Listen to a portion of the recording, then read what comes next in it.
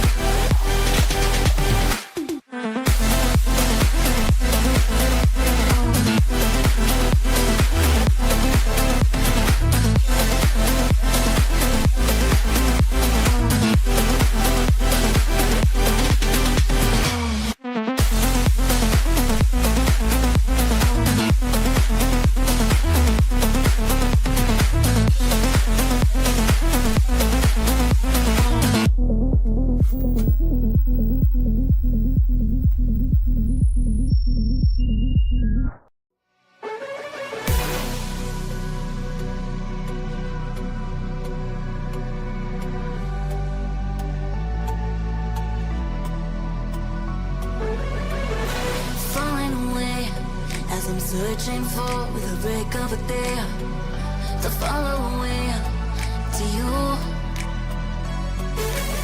'Cause at the end of the day, I am looking for no reason to change. 'Cause everything is good for you. Baby, I can see we're gonna shout it out to the sky. Tell our secrets to the night so we can see the end inside. We're gonna shout it out to the sky. When I look into your eyes, I can see no better light, better light than love.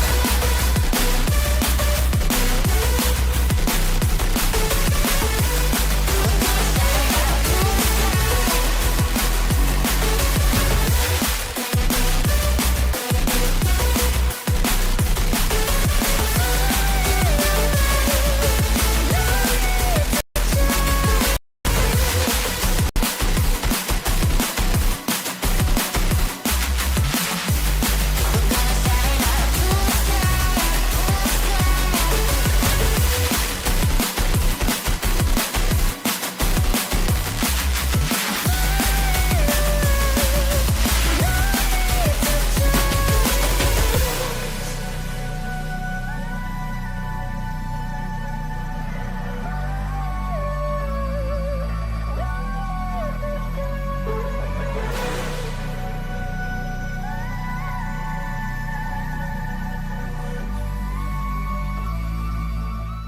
Good evening, everybody, and welcome to the RSC SSA mainstream. We have some Prospect post-season action tonight. We will find out who our champion of Prospect is. My name is Rhino Boy. Thank you so much for having me. It's a pleasure to bring you this first game along with my good friend of a little while. It is Hodge. How are you this evening?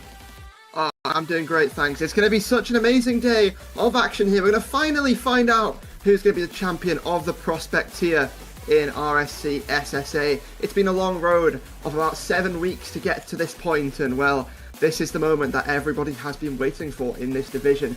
And well, I mean, it's going to be such a hype day. We've got 4 games to bring you over the course of this day, and well, each one is going to be fun, filled with fun, and it's going to have loads of action. So can't wait to start, get started. But I mean, Rhino, we've got a nice little format going on here. Do you want to talk to everyone about the format? So the format coming into today is as follows. We started the league with 10 teams. That has now been cut down to 6. Places 3 to 6 will be playing in play-ins. Obscurity will face Cassia, which is the game that we're going to be bringing to you here on stream. Meanwhile, there will be another play-in on the other side of the bracket where Nightwalkers are taking on Rosius. Then, the winner of our game that we're showing you will play in the first semi-final. Obscurity or Cassia will be taking on Brotato. That's coming up at 7:45. And then after that game, it will be the winners of Nightwalkers versus Rosius taking on Dwarfs. That will be at 8:30. Then finally, we will have the grand finals of the Prospects tier. The 2 teams winners from those semi-finals go through to that grand final at 9:15, where we will, Hodge, crown our Prospect tier champions. Yeah, we're still a long way away, but well, we're still also very, very close to that. It sort of feels like, we're getting closer, but we're still got a lot of action to go, and well, we definitely do. And one thing I want to note about Prospect as a division, it's a very close division here in SSA. It's sort of, I guess you could say it's not like a lot of these divisions where, you get that one team who's just been running over everybody, and then everybody else fizzles their way in, like, just, gradually. It's sort of like we've got almost 4 super teams, at least, in this region, in this division.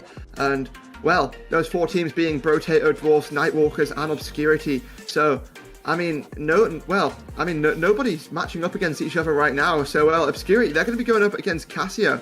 Nightwalkers, like you said earlier, going up against Rosius. And, well, Dwarfs and Brotato awaiting the winners of those matches. So everyone is sort of split up for now, but after these next couple of matches, they will have to go against one another, and we will find out who is going to be the superest of super teams in the Prospect tier of SSA, and who's going to be going to that grand final. Or maybe we're going to get a surprise, and you never know, it could be someone who we just aren't talking about right now, like one of those teams, like Cassia, like Rosius. But I mean, it's going to be such an exciting day to just see how all of this plays out, isn't it?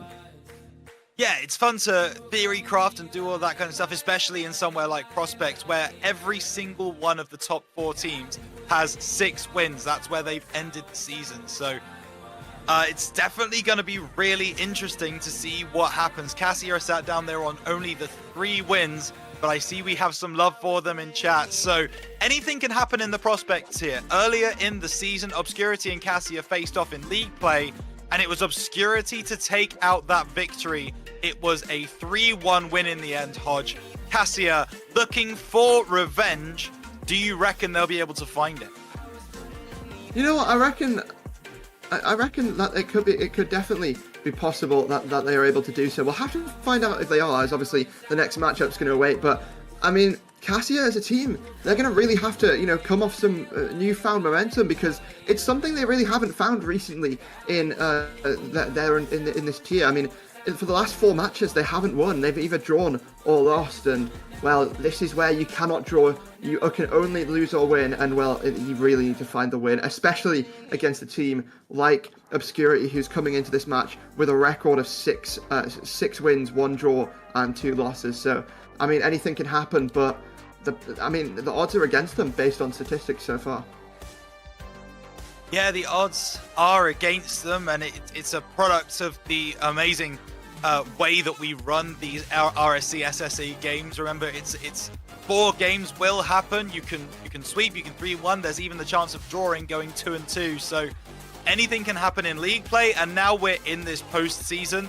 Absolutely anything is possible, and it should be a really fun game to watch between these 2 teams. As I say, they put on a pretty good show earlier in the season, but there's no chance of a draw tonight. This will be a best of 5, first to 3 situation. You win 3 games of Rocket League, you are heading to that semi-final, and you will be facing Brotato. But Hodge, we've mentioned it's an uphill climb for Cassia, but we've also said that in prospects, we can literally see anything happen. Whoever shows up in the field on the day is going to be the team that comes out on top and goes forward in the postseason.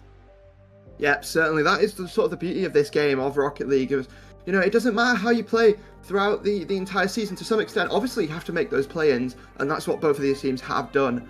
But, when it comes to showing up on the day, it is really just about how you play on the day that sort of determines your own fate. And that's what both of these teams have got to do. They've got to, play their own game, write their own destiny, and try and get themselves to that grand final to have a shot at winning it all. But, we've got to get there. We've got to get there first, and we're just going to be waiting on some of the players to join before we get our first match here kicked off for the day. But, you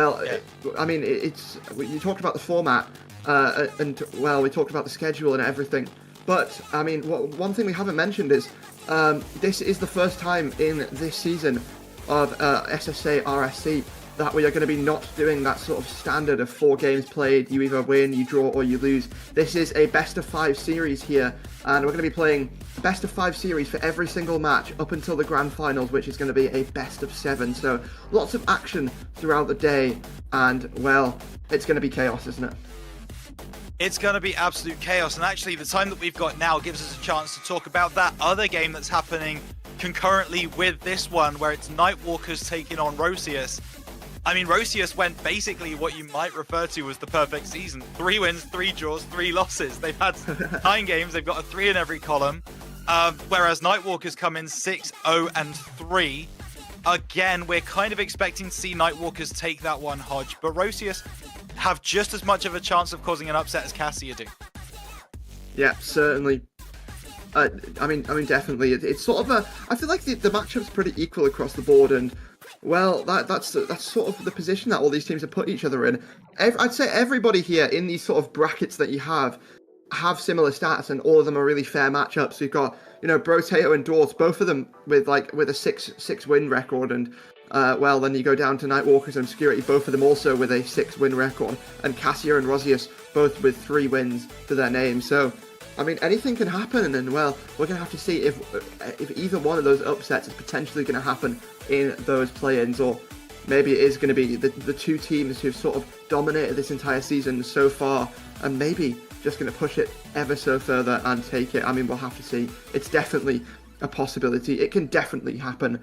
And we're going to jump into the game very, very shortly. We've got one of the teams in. We're just waiting for one of the other teams to join in, and then we'll get this matchup started. We don't want to keep you waiting very long, but right now we've talked about the schedule. We've talked about the playoffs. We talk about everything. We talk about the teams. But at the end of the day, it is just how you show up on the pitch, isn't it? And both of these teams certainly have to do that. I want to touch on though this sort of semi-final and some of the teams waiting on here. Brotato and Dwarfs. Brotato currently the leader out of everybody, but they've certainly still got a bit of a challenge. And if any of these teams come up to that semi-final, they've still got a challenge. It's not sort of alright, they're first seed, so they can just win for free, is it? No, not at all. They're going to need to be on their top form as well. And with these 2 teams in the position that they are, it's likely that they will be warm going into that semi-final. So it'll be interesting to see how Brotato prepares for that by, making sure that they get those free-play minutes before the game. Last but not least, we need a prediction for this game. Who will go on to face Brotato, Obscurity, or Cassia? Hodge, who are you taking? Well, Rhino, I like these underdog stories. I like these unpopular picks that everybody loves to do. But I just can't do it here. I'm going to have to go with the safe option. That is going to be Obscurity. I think they're going to take this in a 3-1 series, just like they did last time, all the way back in, I think, week 4 or week 5. And, I think it's going to be pretty simple for them in the most part. But, Rhino, I want to know what you've got in this matchup. You can't do it, Hodge. But I can. I'm going to go with the Cassia. I'm going to go with the underdogs. They're going to come through. They're going to shock everyone. And they're going to take this game in a game 5, I think. The series goes the distance. And it's Cassia to take it there. But Hey, yeah, that's just a prediction. We've got to wait to get these players on the field, and we are going to do just that in a moment. It is Obscurity taking on Cassia. Let us know who you pick in the chat. Who are you supporting? Because we are about to get this game underway. Well, it seems like they're not supporting Cassia. It seems like they're supporting you, Rhino, at this point. Everyone in the chat seems to love you. Less so me, but I mean, you never know. I would love to see Cassia prove me wrong nonetheless. And at the end of the day, it can go either way. It's just about how these players play on the pitch. And well, the teams are going to be joining as everybody gets themselves loaded in to start off our very first game, our very first match of these playoffs, of these play-ins, of this week. And well, it's going to be such a great week, so let's have some fun and let's play some Rocket League already off the kickoff. And well, that looks like it potentially working its way towards the net, but well, Bromeo on the back lines holding down the net just in case any shot is going to come flying over his way. And well, they're just now trying to bump everybody off the play. It seems like, well, Alan is going to collect this one, put a shot on net. Who's going to get back for it? Oh, it is going to be Slowpokes to really just manage to get in front of that one for now. Now who's up for it? Bruv, not able to line up the second touch, and well, it's been relatively quiet so far throughout this game. No early goals, a little bit of early action, but well, nobody quite able to find the shot needed. Oh, Bruv looking for that one. He gets challenged by Bromeo early. It's now Alex to come in, gonna whiff on that one, and it's Sean to bring it clear now. He misses as well, but it's Bromeo taking charge, picking up the possession, trying to move forwards, trying to bump Bruv out the way, but Bruv is not to be denied and picks up the 100 as well, sending Bromeo packing with 0 boost. Slowpoke's trying to look for the challenge. It's I'm just going to go with ball for the minute as he tries to put it back in the middle, as Alex now on that back wall, going to pop it up, looking for that read off the side wall. It's Shawnee now coming through with 0 boost, though. Neither team really able to make any kind of possessional plays, not able to pick the ball up in the midfield and move forwards with it, and that's giving us a little bit of a midfield battle, which neither team is winning right now. Shawnee trying to move forwards, but it's Bruv now sending it clear. Bromeo back into the middle. Massive pinch, but it's going to go across the goal line and away to safety. Yeah, well, now Bromeo to collect. Well, going to put it up. Who's going to get to it now? It's won out by Brovman. Well, Shawnee now going to have to stand strong in the defense. It's a double commit, and well, that could cost them if they're able to get control of this, but no, Cassia not able to find the shot, not able to find the goal. We stay at a 0-0 scoreline now, as Slowpoke's going to look to challenge this one. Has sort of lost this for now. Now it's collected by Shad. Can he get back for it? Bromeo tries his best, but his best is not good enough. And well, Cassia get the first here in game 1 in this series, and the chat will absolutely love that. They certainly will, and so will my predictions. Cassia taking the lead 1-0. They did get one in regular league play, but they might be able to find one now. Alex on that right-hand wall, trying to beat Bromeo, but he manages to read it on that corner. Now it's Sean to bring it away. Actually, Bruv dunks him with 0 boost. Slow Pokes is able to send that forwards. Alex, big challenge in the midfield. The chance now for Cassia to find a second. It's going to go wide left. Slowpokes now needs to bring this one away. Does get challenged, but Sean is able to finish off that clearance. 1v1. Got to beat Shad in goal. Shad stands tall and sends the ball back to midfield. Bromeo trying to keep the pressure on. Trying to get it past Alex, but Alex wins out that 50 and now up the sidewall. Looks for a shot on goal. Slowpoke's going to send it clear. It's back to Bruv, who's going to take a chance, but with 0 boost, he can't get the power on the shot. Sean now to bring it back. Looking for the flick. Looking to get it past the back line of Cassia, but they are not to be budged. And now they can come back up the other end and go for some offense of their own. Yeah, I've noticed what Obscurity have been trying out. They've been trying to go for a couple of these fakes. It's not quite worked out right now. It almost has, and they've had a couple of good chances, but still nobody able to slam that crucial shot home that they need. 2 minutes remaining, though. It's still possible now. Bromeo up for it. Gets a touch. Is it on target? Well, it was, but Shard was able to save it away, and, well, now it's cleared away. Cassia gets that clear. Who's going to be up for it? Bromeo tries and, well, not quite able to make contact. Slowpoke should have a free touch, though. He's able to knock that one up. Now it's going to be Shawnee to maybe score there. Puts it on the backboard and, well, keeps the possession going in the hands of Obscurity, but it's taken away. Now we look to Bromeo to chase things down. It's popped up and, well, we're going to have to see who's going to get to it. Shawnee, well, is that going to be on target? Of course it is! Shawnee equalises for Obscurity. And, well, we talked about how, Obscurity, they had those chances. It wasn't quite working out, but there it is. The crucial shot comes through, and it still looks winnable for both teams here.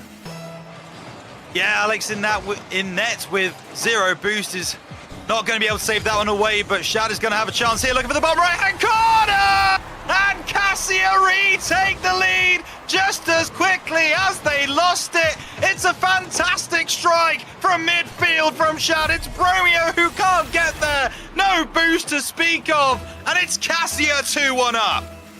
It's unfortunate there for Bromeo, just not able to make the touch, and well, it's such a difficult ball to read in that situation. You've got to sort of just play that guessing game. Maybe Slowpoke's going to guess where that shot's going to land, tries to read the double tap, not able to do it. Now a double challenge, and well, it seems like Cassia have actually come out on top on this double challenge from Obscurity. Can they capitalize on it though? It's into the center. Slowpoke has to clear. It's hit up. What a great challenge from Cassia. Who's for the follow-up? It's Shawnee to clear the lines for Obscurity, but Obscurity, they need to now get things going once again. Bromeo to do just that, avoids the bump, and well, gonna pop it up in the sky. Who's next? It seems like Shawnee popped up once again. Bromeo goes for the challenge, goes for gold, shut down though, and well, Obscurity, they need to tie this up. They have 32 seconds to do just that. Now it's a shot though, and it's a little bit weak, and well, unfortunately, that could be the end, but what a challenge. We'll have to see as 25 seconds still remain, and it's 100% still winnable for Obscurity. They have to tie things up though, and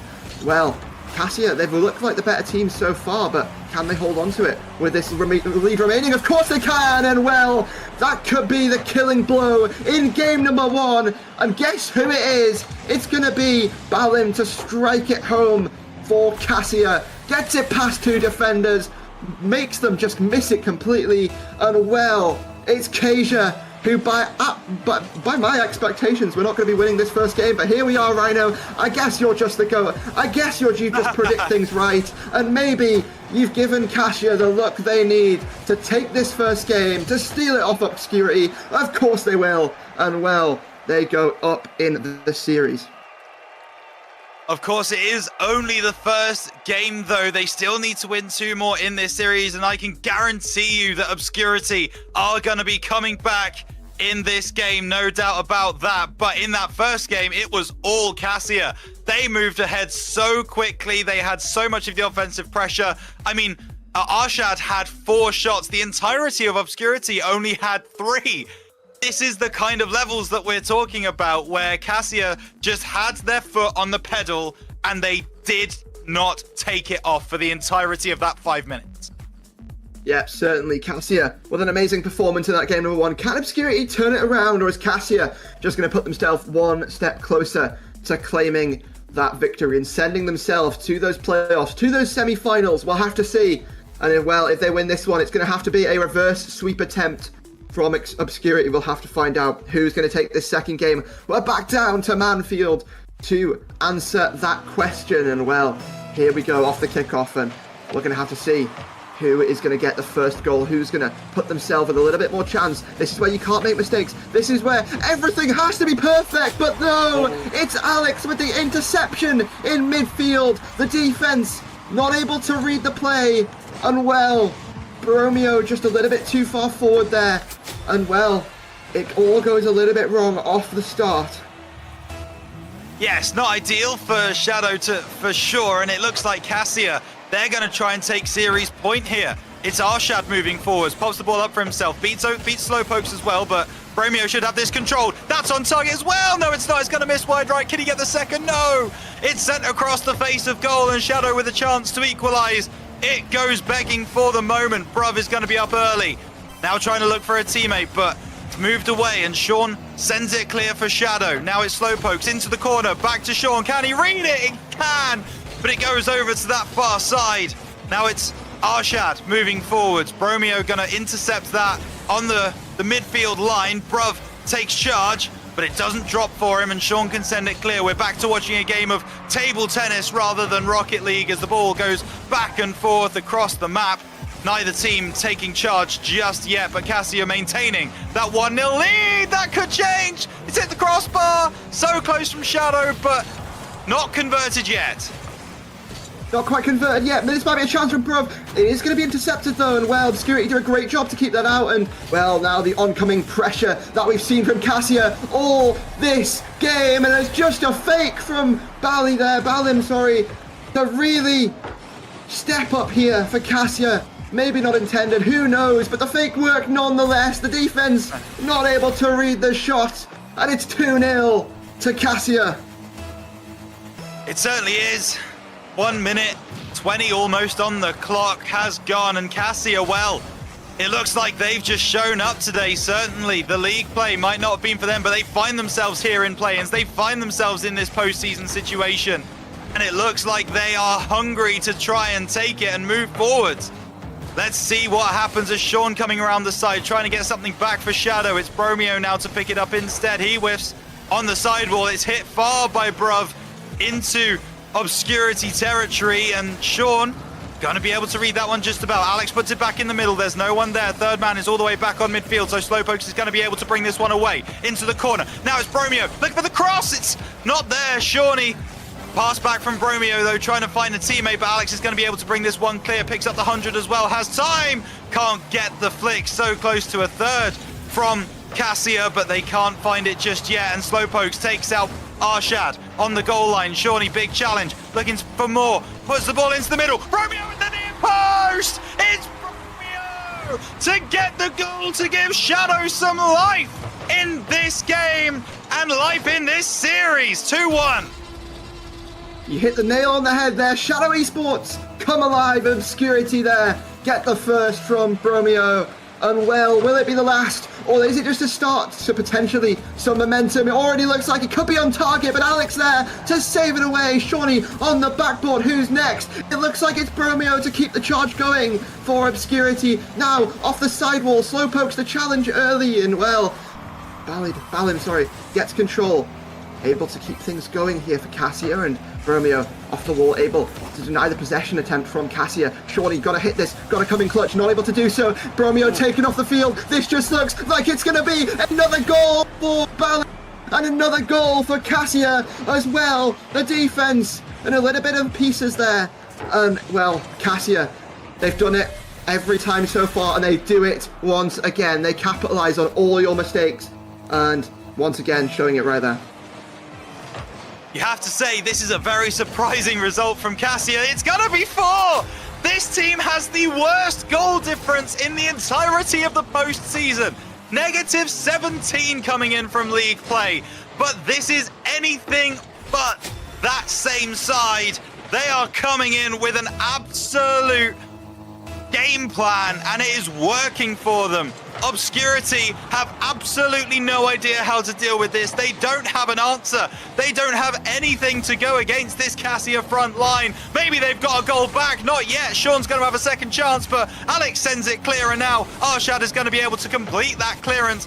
Maybe looking for a fifth now from Cassia. The ball coming over onto that sidewall. Alex doesn't read it though, and Slowpoke can come forwards, but with 0 boost, he's not going to be all that threatening. Bruv whiffs on that corner, but it's still sent away by Arshad, who it has to say has been excellent for this Cassia team across this series. And I tell you what, Hodge, we could be seeing series point for Cassia very, very soon, likely in 1 minute and 30 seconds.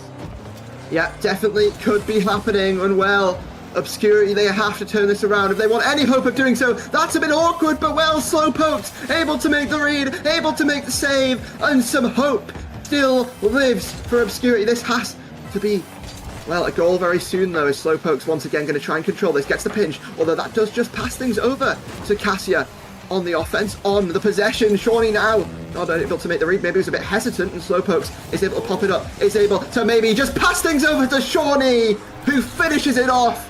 Second goal for Obscurity, and there's still life left. There's still hope here for Obscurity of bringing this back, but they need to continue having a stellar performance if they want to win it. Yeah, anything is possible here in Prospects League, no doubt about that. They need 2 goals and they need them fast. Kickoff goal would be useful. Bromeo not going to hit that one, but I'll tell you who is. It's Arshad, who has now got his hat trick. 3 goals, 3 shots, and with 50 seconds on the clock, that is not a long time to score 3 goals. We may be staring down the barrel of a potential Cassia sweep.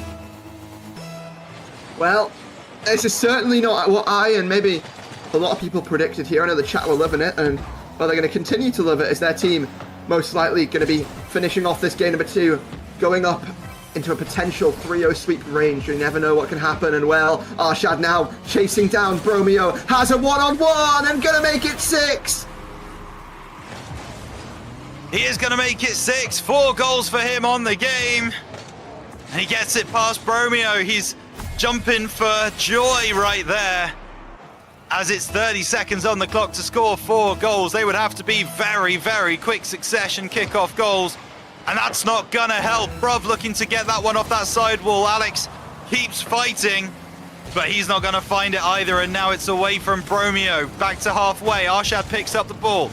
Alex moving in, but he's gonna just bump Slowpokes away. Bromeo has a chance, 0 boost. He's gonna move out of the way instead. Shawnee gonna look for the pass into a teammate, but it's Arshad once again to be there and send it back down the other end. And this game is all but over. 5 seconds on the clock. The ball will just drop from that ceiling shot, I would imagine. There it goes. Cassia are your victors of game number 2 and have series point to go through to the semi-finals of Prospects playoffs. Well, what a game there. What a statement it is from Cassia, showing that doesn't matter what their league play standings say. They are here to play. And that man, Balan there, Balan there on the ball, Arshad, I don't quite know what to call him, but regardless, putting up a dominant game, 4 goals, 678 points, as you can see on your screen right there. And, well, I mean, what a lovely performance across that team in general. But, I mean, Rhino, do you think it's going to be the 3-0 sweep, or do you think Obscurity still has a chance here? I'd love to get your opinion. You know, it's actually really difficult for me because Obscurity have been completely outclassed in those first 2 games, and there's a chance, right? There is absolutely a chance. There's always a chance that in that Obscurity BC, they're now discussing it, they're talking it through, they're going to find a solution, find an answer moving into that 3rd game. But for me, it just doesn't look like Obscurity are warm. It doesn't look like they were ready to come into this game and be faced with an opponent that was going to challenge them, as Cassia have, and that's really caused them a problem. Their offense is rather ineffective. Their defense is really struggling. They're making too many mistakes, and Cassia are taking advantage. So I, right now, can't see anything past a 3-0 sweep, but Sean might try and tell me otherwise. He's not quite going to hit that one, and Cassia will be able to deal with it, but close to an early response from Obscurity. Yeah, certainly. Now it's Arshad who looks to try and put it on target, but Slowpokes back in time there to make the save. Not so on this attempt. Well, bruv, now going to keep this going. Alex to just try and starve out this Obscurity sort of line, and, well, they're doing such a great job at it, and Slowpokes now has to take a shot. And, well, I mean, Obscurity, they've had the possession. And they've had a couple of chances. They just aren't able on a lot of these occasions to slot the ball where it needs to be. And, well, that has to change here in game number 3. Backs against the wall, reverse sweep needed. And, well, it's difficult when you've got this team of Cassia. The momentum that they bring into this game is going to be like none other. But, well, they just want to go and send themselves to those semi-finals. They do not care what you are, who you are, or if you want to make a redemption arc as well. It's another shot there from Arshad to make it 1 for Cassia. Arshadinho, you might say. He has taken this game by the scruff of the neck. This series, he has been the standout player from Cassia, and he does it once again. The goal from him, and now it's Bromeo trying to once again find an answer for this Obscurity side, who, it's honest, they haven't found one across 2 games so far, but they desperately need to start asking Jeeves as soon as possible. Oh, I showed my age there, didn't I? Anyway, it's Bruv coming in now, looking for a pass into the middle, but it's Sean sending it clear up to halfway. Alex is going to challenge as that 3rd man, looking for a double tap off that back wall. It's ambitious, but he's not going to find it. It's now Slowpoke sending it clear on that back wall. Alex drops it down. Could be problems. Bromeo with 0 boost, though, is not going to be able to get on near the end of that one. Sean, though, trying to get it around Bruv, who's in net for the moment. Arshad has got himself caught in the corner of the goal there, but it's okay. Alex is taking over. Slowpoke's pass. Bromeo, chance. Hits it wide, but this is better offensive pressure from Obscurity. They're starting to move forwards and actually try and take shots. And that's what they need to do if they're to get themselves back in this series. Well, certainly they have to do just that.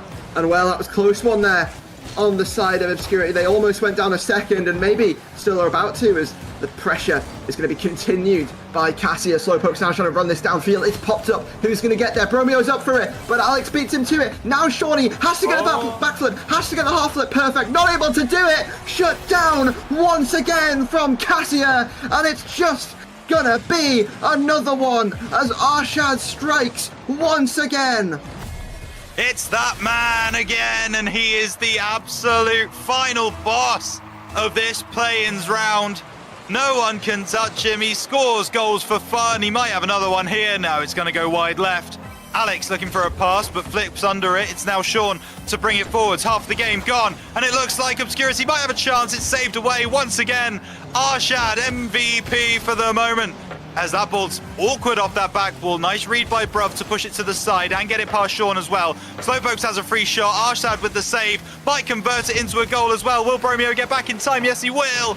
Drops it down in an awkward position though. And now it's Slowpokes coming up the other ends. That shot might be on target, but Arshad sends it clear. Bromeo puts it in the middle. Shawnee can't get there. Alex pops it up, looking to beat two. Can he get the dunk? No, he can't. Sean to send it clear, and Obscurity have 2 minutes to save their postseason, or it is done in Series 1. We'll have to see if that's the case. And another one looks to go in, looks to be the end of it. It still definitely could be. The save is not there. The shot certainly is. And Alex now puts himself on the board, jumps up high, lands down on it, and well, it's gonna be a third for Cassia, and that just might be foreshadowing what the final series result may just be when this clock ticks down. Yeah, absolutely, and we have just received word that Azura have won against Rosius, I believe, so that's Nightwalkers going through in a 3-0 sweep. That one was expected. This one, however, is anything but 3-0 right now to Cassia. Unanswered. Will it be answered now? Sean in front of goal. Gets it on target. It's not savable by Bruv. And they do have a lifeline. They finally got a response. But Hodge, is it too little too late? I believe in these comeback stories. I'm going to say maybe. I don't want to say yes. I don't want to say no. I don't want to curse any team because I'm very good at doing that. And, well, I mean, it doesn't look very likely. But there, the save kept alive as well. Shawnee gets on the ball, able to keep things going. Bromeo now trying to run things downfield. Shawnee going to have to make a play here as well. Steals the boost away. Is it enough? Absolutely. And Bruv gets the fourth. Casper the Ghost not able to make the save. And well, that just might give Cassia the lead they need to close this one out right now. I don't know what has happened to Shadow Obscurity since the regular season, but whatever it is, it's not positive for sure. I bet that VC is molding, I would imagine. That ball, though, is on target. Arshad not gonna get there. 50 seconds on the clock. And Shadow suddenly remind us that they are not dead yet. There is still life as they get within two once again. But again, Cassia were able to score after their last goal. Will it be a similar story? They will need a kickoff goal realistically to give them any hope. Sean gonna try and give them just that. Sidewall looking to get it to Bromeo, but it's Alex to send it back the other end. Slowpokes sends it to midfield, but gets demoed for his trouble. And now it's Slowpokes again trying to challenge, but Bruv beats him, gets the dunk. Arshad, can you get your hat trick, son? No, you can't, but Alex might be there. Hits the post. So close. Slowpoke sending it down the other end. Bromeo off that sidewall, gets the flick, needs disruption, can't find it. Alex sends it back up towards the Shadow goal, and he gets the second touch as well. Second of the game for Alex. 2 goals, 2 assists. He's been doing very well this game as well. And I think, Hodge, we can safely say Cassia are going to the semi-final. Well, start the chants in chat, because this might be the very moment where we have an underdog story going up to face Brotato in that semi-final, in that first playoff match, I believe. And as the seconds tick down, and there will definitely not be enough goals scored in this couple of seconds to bring it back. It's going to hit the ground, and Cassia have done what everybody, well, not everybody, but what I said they couldn't do. They've done it. They've managed to get themselves a spot in those playoffs, a spot in those semi-finals, and they move to face Brotato later. Well, actually, I think it's right after this. But yeah, they're going to be going on to the next match, so it's going to be really fun. It is going to be really fun. And hey, Cassia have just beaten a team with 6 wins on the season. Let me tell you that Brotato also have 6 wins on the season. So Cassia looking like they might be the throne destroyers, the king takers, if you will, as they start to try and make that fairy tale run through to that grand final. But Brotato are a very, very difficult team to play against. There's no doubt about that. Not lost a single game across the league. A single series, I should say. They've lost games. They've just not lost series. They've drawn 3, won 6 series. So and there you see it. Series MVP, I mentioned it on the cast. It is going to be Arshad. 14 shots, 9 goals. I'm not going to do the maths in my head, but that's a pretty impressive shot percentage. Also coming in with 5 saves. Good on defense, good on offense. What a series Arshad just had, Hodge. Yeah, certainly. What a series they had. And, well, I mean, what a series that entire team had. Arshad, like we mentioned, though, leading the way in those goals, leading the way in everything. Had a phenomenal series from that player, and is going to have to do just that once again as they move to face Brotato, the number 1 team in the Prospect Division, where they will really be put to the test. Their skills will be challenged once more, but can they go all the way to the grand finals at the end of the day? We'll have to find out. But we're going to find out very, very soon, as the next match is only a couple of minutes away. So come right back after this break to find out who wins the next match and who's going to move and be our first team in that grand final. Stay tuned.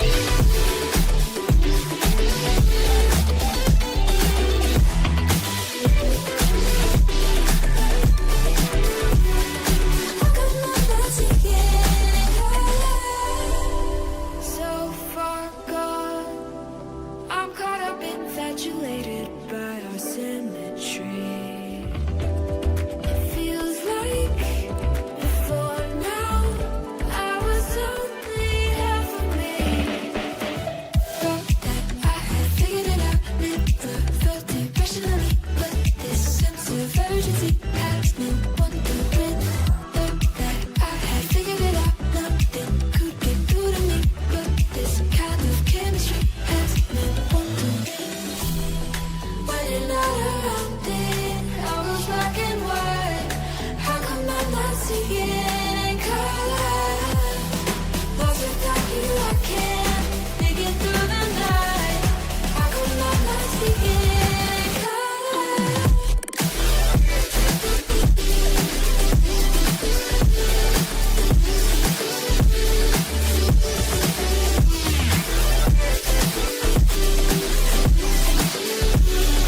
How come I'm not seeing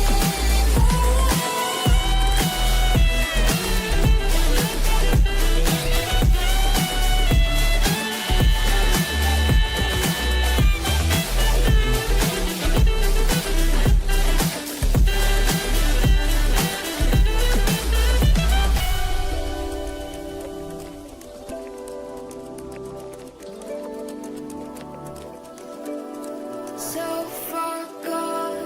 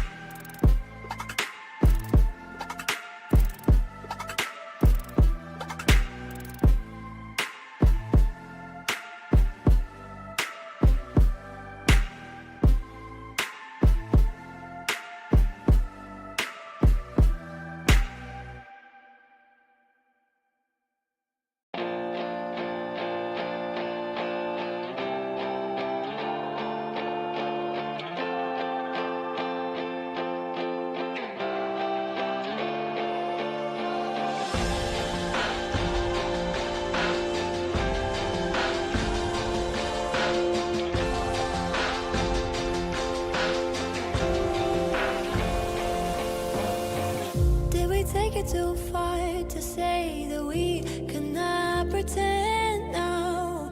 Was it never enough to have just everything you want? In your shadow I found a place to hide me from my own thoughts. And if I ever got lost, you find a way to bring me home. And I want something I can hold that's worth this waiting cold. And I want something that is real, something to make me feel alive.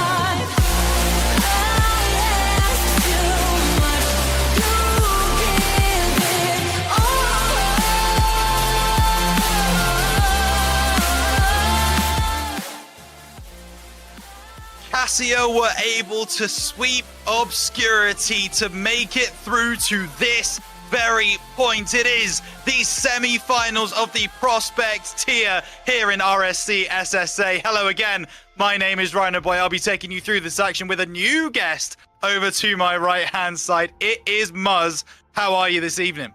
Yeah, good, man. It's what an absolute drumming I think Obscurity got there at the hands of Cassia. Yeah. And now Cassia, of course, having to take on Brotato here, Rhino Boy. And of course, Brotato, I think you mentioned there, unbeaten. So that's quite a mountain to climb. Yeah, looking for that invincible title, trying to replicate the Arsenal team of 2002-03.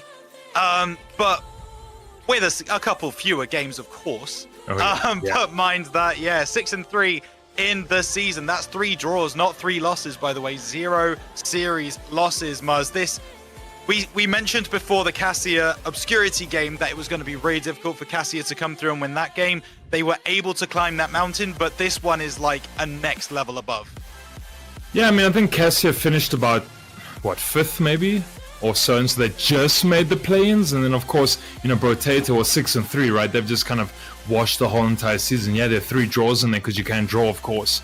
Only 4 games get played, and so yeah, I think Cassia definitely a mountain to climb. But now I suppose, Rhino Boy, is it that recency bias? Do we think Cassia on a high right now with that dub, or kind of when you go up against a 6-3 team, do you have to stress a bit?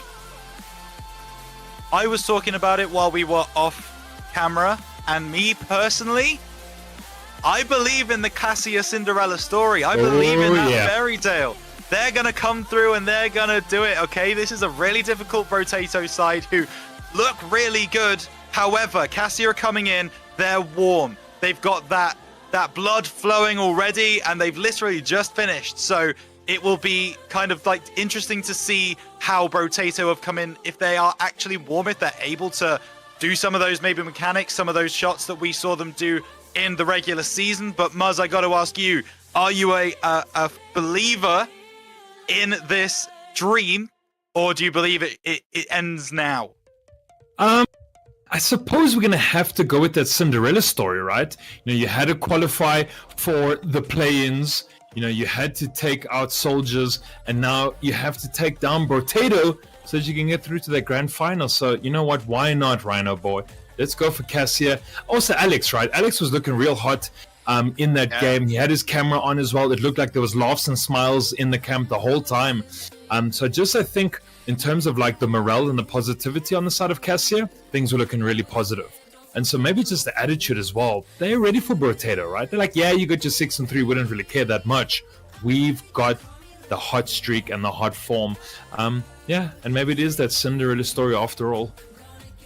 And that's the mindset that they have to come into this game with, right? You can't think about what happened in the league. You can't think about what happened in the regular season. That is dead and gone, right? We are here and now, and it comes down to one best of 5 to make it to that grand final. That is all that stands between either of these teams and that spot in that championship game. The people who join them, of which we will see in the next game after this. But, Muzz, we have everyone in the game now. Should we bring them onto the field? Oh, yeah, big time. Let's go. Best of 5 ahead of us. It's our second semi-final. It's going to be a big one, I think. Yeah, I think Cassia, I think all the fans, I already saw them there in the Twitch chat. Got a lot of Cassia fans here going on. Of course, the bro community big in itself. But I think Alex, they're looking for that dub today, Rhino Boy. They are. I don't doubt it. They've already had one series dub today. Will they be able to do it? Will it be the Cassia fairy tale story that goes through to that grand final? Or will it be the invincible streak, that unbeaten run continuing? We find out in game 1 as Bruv going to be taking this one round the side, looking for something here, trying to get past. Destroyer does do that, but it's Mex who can't quite get that shot on target. Now it's Alex to follow in on that left-hand side. It's Lizard to try and pick that one up. It's won by Alex at the back post. Bruv is there! Bruv draws first blood! It's Cassia with the first goal of the semi-finals in Prospect, and the fairy tale dream lives on! And there it is, Rhino Boy kind of calling that Cinderella story here. Perfect pass coming up from the left-hand corner from Alex de Fatak. Finds Bruv, there's that second man, gets a perfect dunk. Cassia, as you said, drawn first blood. And so Cassia, they want to try get the Cinderella story going. They want to come in from the 5th place deep here in the prospect tier. There was maybe almost no chance for them at all. Oh, they find their second as well. Again, Alex finding the second assist there. And so Potatoes got a challenge here in front of you. And this is something that I was talking about. Brotato, they've not come in warm. It doesn't look like they've been preparing for this game. They're a bit slow. They're off that back foot, whereas Cassia coming in off that massive victory in the play-ins, and they look incredibly good right now. It's Alex pushing that one forwards. Mex brings it clear, gets it past Bruv as well. There's a demo in the backlines from Alex onto Destroyer, more like Destroyed, am I right? What is Arshad doing? What on earth is Arshad doing? I think his controller lost connection or something. But he just drove straight. He didn't deal with it. And it's Mex to dunk him. And all of a sudden, Brotato are back into this game. Yeah, Marshad, just a quick Bluetooth disconnect there on the controller. And Mex brings us back within one hand. Brotato having to save another goal there. Oh, there it is. Alex, though, makes it 2. Can't count the match. Just when you think Brotato were able to claw themselves back in here, Rhino Boy, Alex does that. Yeah, something we saw them do against Obscurity, where when they lost the goal, they would just get one straight back, it felt like. And there is that goal from Alex to make it a team hat-trick. Every single player scoring 1. On the side of Cassia, now it's Mex to try and deal with this. Put it in the middle. Alex gets that clearance, who has been stellar so far tonight. Lizard gonna put that one on target. Arshad needs to deal with it and does send it clear. Now, not with 100 boost, so gonna have to just try and do what he can. Alex moves forwards, looking to get it into the middle. Beats 2. Can he beat Lizard as well? No, he picks up the 100 instead. Boost starving on the backlines for Brotato, but it's sent clear by Mex to give them some breathing room. 3 minutes 30 left in this game, and Cassia look hot to trot in game 1. Well, still a lot of time left in regulation, of course, Rhino Boys, so Cassia also has to be able to just hold this and have the grit to survive another 3 minutes here against the Brotators. But right now things looking pretty good for them at the moment here. You can see them always applying that offensive pressure against Brotato, always holding on to the ball. That decent cutout as well, they're coming out from Bruv. So just when you think Destroyer going to be able to take the ball all the way downfield, Mex as well is going to have a try and a crack at it. Cut out by Alex as well. Maybe a bit of an awkward rebound from the wall. Destroyer not able to take that advantage and sink it in. Mex maybe wants to take a second shot here for Brotato though, but kept at bay as well. So just so far so good for the defense of Cassia. So far so good, but that could change at the drop of a hat. It's Alex to send it clear. It's Arshad to pick it up on his bonnet, looking to get it past Lizard, who challenges well.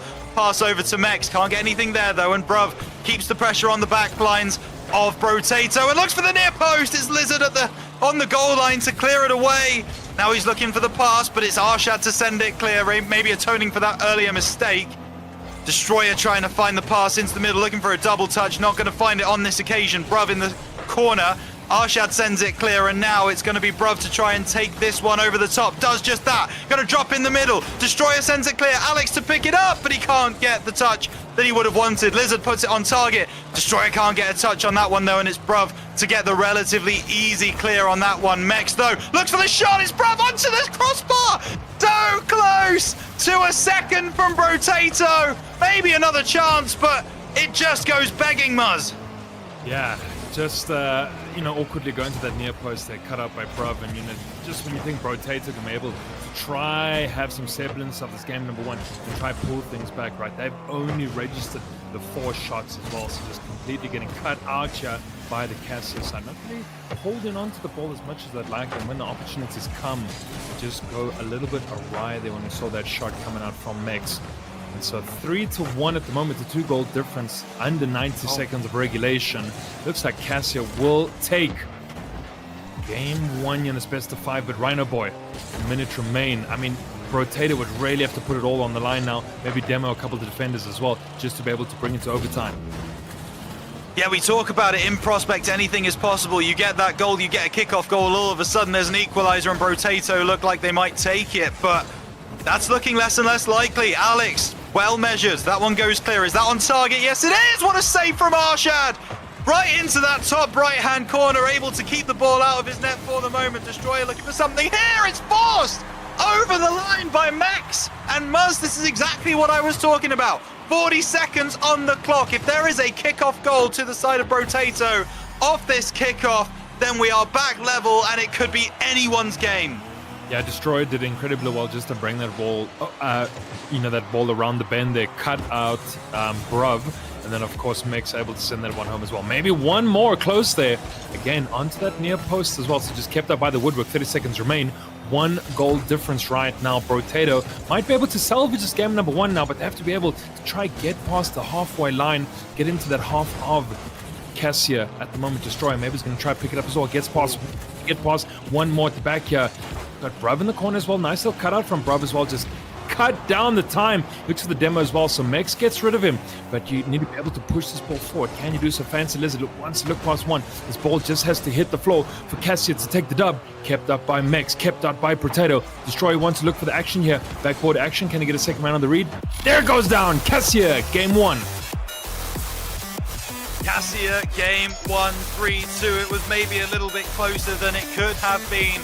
Halfway through, we were looking at a 3-1 scoreline, and Cassia looked very comfortable, but towards the end of that game, Brotato were definitely starting to get into the game a little bit more, Muzz, and with those 2 goals from Mex, they looked like a serious threat, and I get the feeling that Cassia won't be sweeping this game.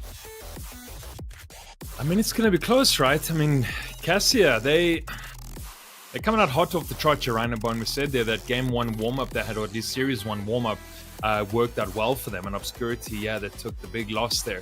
But, Brotato had a fantastic season, 6-3 for, very good reason. So I think maybe just Cassia just coming very hot off of that win against Obscurity. And of course, it is a best of 5. So if we need to see Brotato, kind of just regain and kind of come back quickly off the rebound, they're going to have to do so now, right? We're heading into game number 2. There's only 3 potential games left.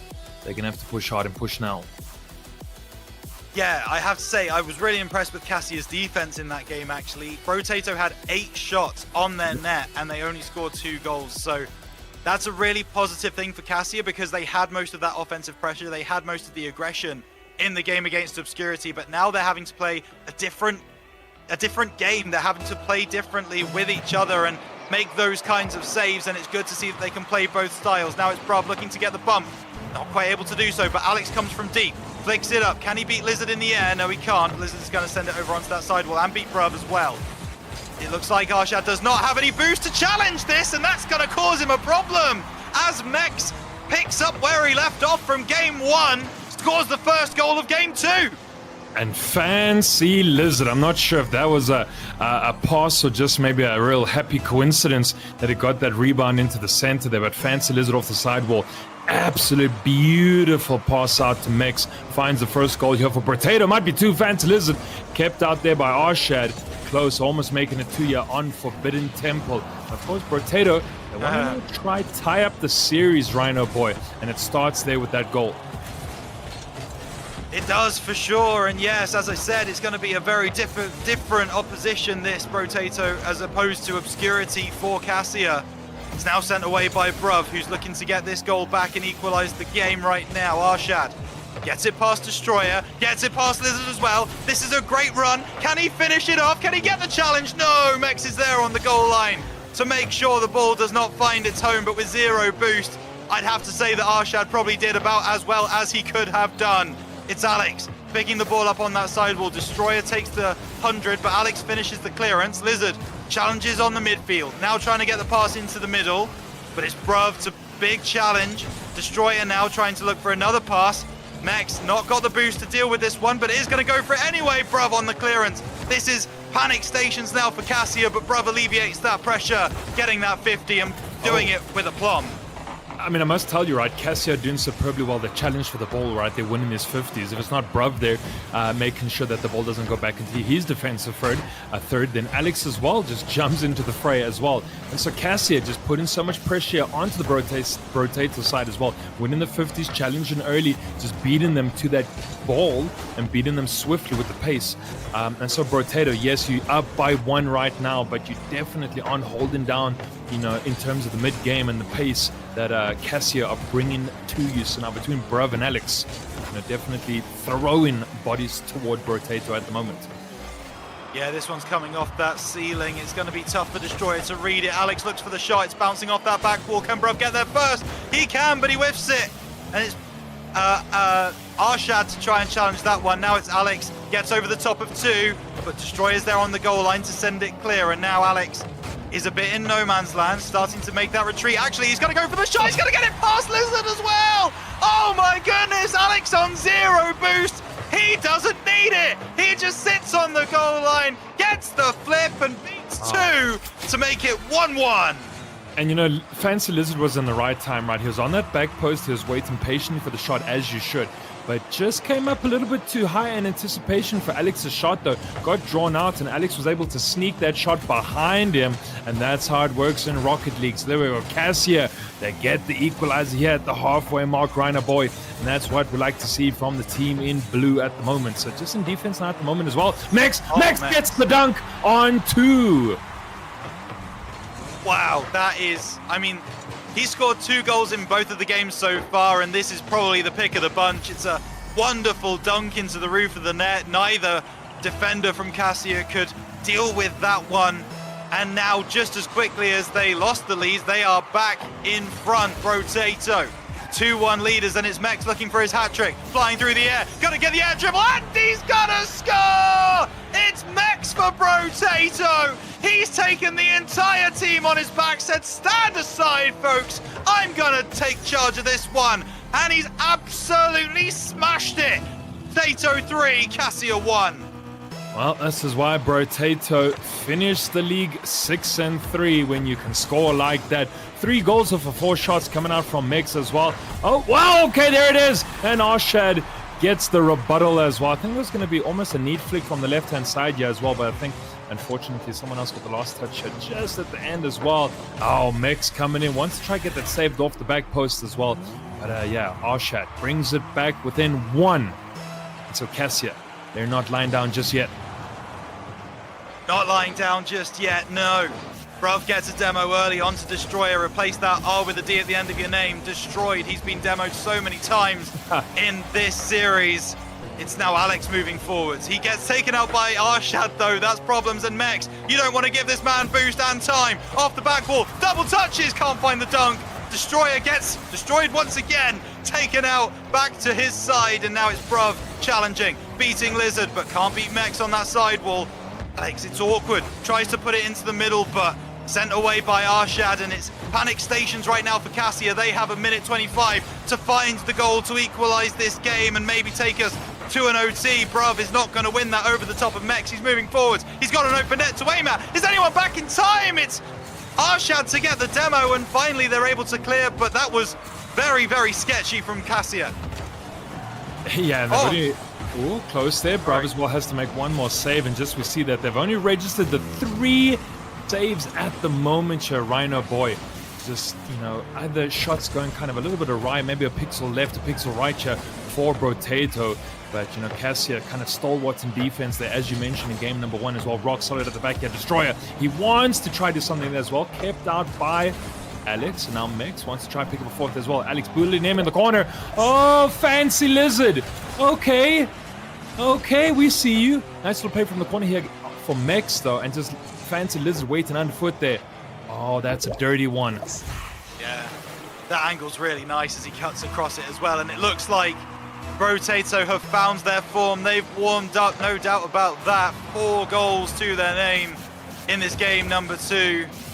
It's Destroyer moving forwards, now looking for something off the back wall. It's going to fall to Mex, who pops it up, looking to get it over the top of the defense. It's just going to hit the post and crossbar in 1, but it's Destroyer on the far side who gets that goal, And Mex may have a hat-trick, but now every single member of Brotato has a goal to speak of.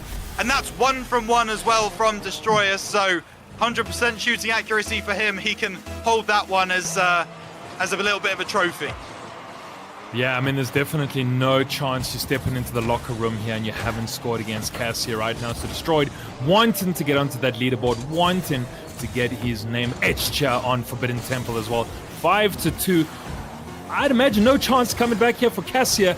That's going to be the series tied up 1 piece here. Rhino Boy, very good showing from Brotato. Yeah, massive. And we needed to see that from Brotato as well. They needed to equalize this series, and they have done just that to show that they are not going down without a fight. Cassia looks like they had a lot of the offense in that first game. They looked really good for it as well, but Brotato coming back in this second one, especially massive shout out to Mex, who has taken probably of those 3 goals, 2 of them were incredible solo plays from him, and he deserves every credit that he's going to get because that was a massive showing from him. Yeah, 5 shots, 3 goals. We see the assist there going skewed towards the side of Brotato as well. And yeah, things looking really good for them. So they've tied up the series here, Rhino Boy. And Cassia, that we don't want to see them take the gas off the pedal now. They came really great off of that first series against Obscurity. They came here into this one. They won the first game. That really helps them out in the series score. But of course, Brotato, the fingers are warm now. And so Cassia, they need to try keep that foot well down on the pedal. They do, for sure. And it will be interesting now to see who is able to take series point in this game. Number 3, it's 1-1 in the series. We can guarantee you we will not see a sweep, as it's now Mex taking on Bruv on the kickoff in this game. Number 3, and it's won by the side of Cassia, but Lizard is going to pick this up, looking for the pass into Destroyer, who looks for the near post. It's Arshad sending it clear to keep the scoreline level for the moment and turn it into a counter-attack. Mex plays it across, might be a chance. It's Alex to score, and the team picks their pocket. He's sat where he maybe should not be sat, but it doesn't matter. He scores off that ground pinch. Within 13 seconds, Cassia take the lead. Talk about threading that through the eye of the needle as well. I think Alex found 1.1 percentage of space there to squeeze that one in. Opening goal here from Cassia. Mex trying to take another bite at the apple there as well. Cut out as well by Destroyer. So all the way downfield, Cassia pushing this ball now. They want to try find a second and maybe pick up another game as well to take a lead in this series here. Brotato, Mex and Destroyer both kind of double commit in the midfield awkwardly for that ball. Mex does find Alex though in a demo. Arshad to push it. Can we see Fancy Lizard get a second touch as well? Bit of a whiff from both teams there at the moment. Mex goes up for it. Bruv keeps it out. Yeah, and we often talk in Prospect, it's always the team that makes the fewest mistakes that end up winning the game, because they are often really punished at this level. And on that occasion, it was a mistake coming out from Cassia. And there's another one. Mex has a chance, and it's open net for Destroyer. He absolutely could not miss. And just after they go 1-0 down, it's a shame for the Cassia defense, but it had been coming. Lots of offensive pressure for Brotato, and they finally get the ball over the line for 1-1. Yeah, and as you mentioned, if you do make mistakes here in the Prospect here, you're going to get punished for it as well there. Well, there it is. That one's a mile wide open at the back here as well. Just kickoff not working out for Cassia at the moment. Mex gets the read off of that rebound as well. All 3 players for Cassia are up there. And yeah, Brotato's going to take that opportunity with both hands. Yeah, Bruv made the wrong decision there. Probably shouldn't have challenged for the ball. Should have instead gone back. That's on target. Destroyer needs to deal with that. Pushes it over to the side. Arshad going to try and keep the pressure on. It's Alex in the midfield, but Lizard is going to be there with a nice and easy clearance. And now looking for the shot at the near post. It's saved away by Bruv. Mex is going to have a chance to dunk it down. It hits the crossbar. Backflips from Alex. Destroyer has a chance, but it goes over the net. Oh my goodness, pandemonium in the Cassia goal line, but eventually nothing doing, and they survive. absolute chaos there on that defensive third of Cassia, and I think that's just one of their kind of big issues at the moment. Just the clears haven't been that great as well. Either the whiffs come out, or don't clear the ball far enough, or they just kind of don't get a hand to the ball and get it out of, kind of the firing line of Brotato. You see almost Bruv there again, awkwardly trying to clear that ball as well. And so Cassia got to clean up that defense at the back, because a very fast Brotato team is going to be able to take full advantage of those kind of misclears. Yeah, Meg's trying to go for something there, but wasn't able to get that third man, and now it's Lizard putting the ball into the corner, maybe looking for a second touch, but Bruv can't get on the end of it. Meg's with a chance, has boost, has time. Not two things you want to be giving him in front of your goal line. It's now Destroyer putting it back into the middle, Bruv to send it clear. Now Lizard might have to deal with this one, has 100 boost, so going to turn on it well. Alex is able to read that in the air, but it's only down to 2 Brotato players. Destroyer sends it forwards. Can he get a second touch as well? Yes, he can. It's not on target, though. And Arshad is able to bring it away, and now Alex booms it clear. Nice work from him. That's on target, dealt with by Lizard. Sometimes you just got to put these shots on net, and they will go in. It's Bruv to challenge early. Is Arshad going to come in for this shot? No, he's not. Mex deals with it on that sidewall. Arshad with another chance. Trying to put it into the middle for a teammate. Tries to get it past Lizard. Ends up bumping him instead. And now Destroyer on that sidewall. Gets it forwards. That's not on target, but Alex might need to deal with it anyway. It's going to go down as a save. I disagree with you, game, but sure. Alex can't read that one. Mex into the middle. Saved away by Arshad. Lizard picking it up on the halfway line. And it's really good game management right now from Brotato. 1 minute 39 on the clock. They need to keep the scoreline as is, and they will take series point. Yeah, Brotato sitting on 9 shots, registered at 3 at the moment here against Cassian. Just shows you the defensive pressure that's been applied here from Brotato as well there. Demo onto Alex as well, just trying to clear out any defenders that might be hanging around, lying in wait as well. But Brotato holding on to this 1 goal lead at the moment right now, and just peppering that backboard here of Cassia at the moment. Just in defense at the moment, they need to try to get this ball into the Cassia half as well. Destroyer wants to take a stab at it. Alex is going to cut it out as well. Fancy Lizard though, waiting, hanging here in the back. Just in defense, a bit of a lobbing ball that came down a bit awkwardly. Did get caught down the near post as well, so seems to be a-okay right now. And as you said, Alex trying to shoot the long balls and see if they do stick though. Previous one not landing and hitting his mark now as well. Arshad maybe take a pip here from the left-hand side as well. Can he get over Mex? He's not going to be able to as well. Finds Destroyer. Nice little rebound there on the wall. It's a physics-based game after all as well. So nice cut out there. Fancy Lizard as well. So this defense, once again, here from the Brotato outfit, rock solid. Yeah, looks like it, but they're pushing now Acacia. It's into Bruv, who has a chance. It's Mex to save it away. Destroyer coming down the end. He's seeing an open net, but it's saved away by Alex in the end.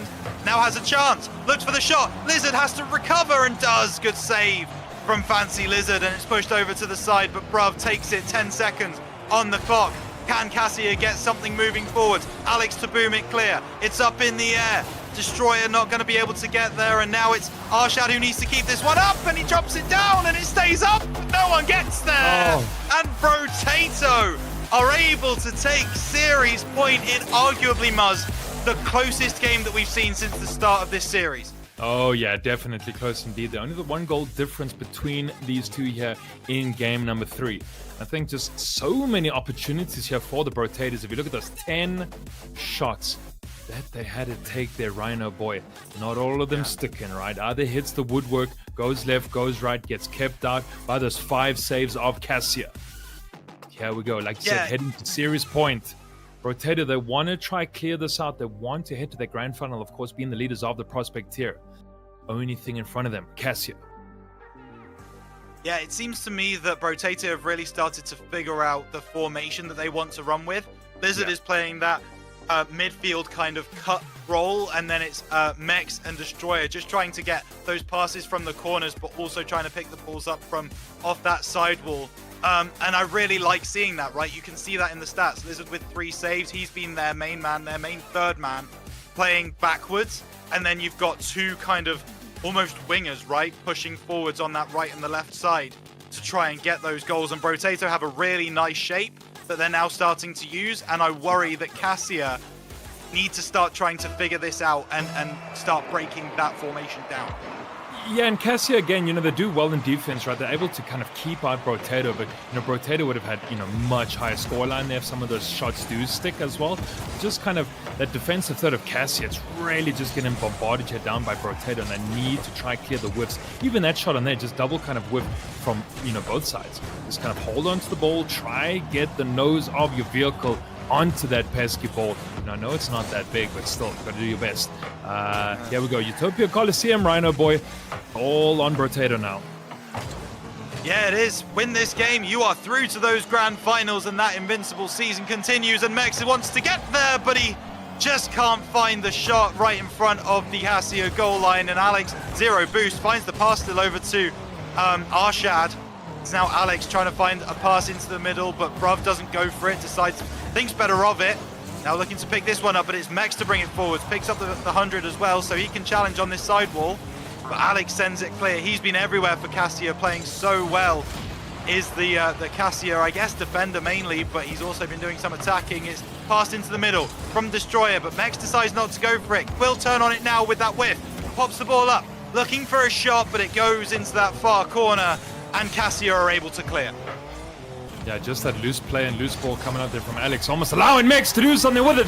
But Arshad is going to be able to pick up the first goal here on Utopia Coliseum. Just deja vu of the previous game as well here, Rhino boy. They get first blood, but they're not able to hold on to the lead. Well, that's going to be the test now, because we know that Brotato have really started to work on those offensive strategies. It's Alex to send it over onto that far right side. Now going to look to clear this over the top of Lizard, but Lizard gets a massive 50. This ball's going to land really awkwardly. Oh my goodness!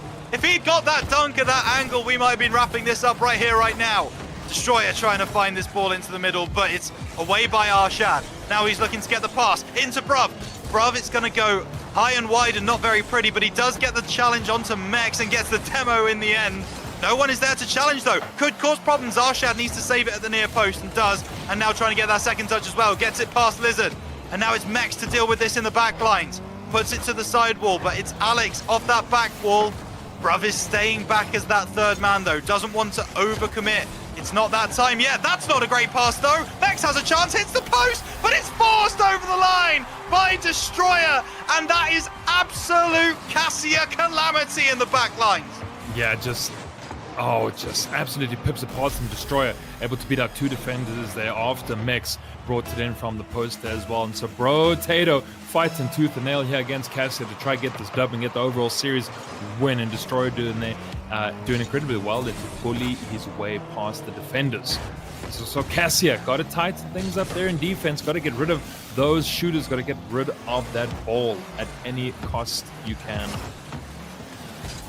Yeah, for sure. Let's see, though. Destroyer trying to put the ball in the middle, but once again, it's Lizard playing that third man who's going to try and recover this. Does put it into the corner. Alex can't recover in time, and now he puts it into the opposition's corner. Gets the demo as well, but Mex is not following in. Now he is. Gets the 50. Bruv pre-jumps and gets a little bit lucky with where that ball ends up going, but sometimes you need that in this game, and now it's Alex moving forward. 0 boost, though. Can't get the challenge. Arshad gets the jump. Alex, will he try and turn on this? Yes, he will, into the corner, but Destroyer wins out with that higher level of boost and now tries to get the pass down to Lizard, but can't do it. Arshad booming the ball back the other way. Mex needs to get the read, but Alex challenges. It's up in the air. Can Bruv get there? It's Destroyer who meets him and sends it clear, and finally Lizard gets that clearance, but this is much better aggression, much better offense coming out from Cassia.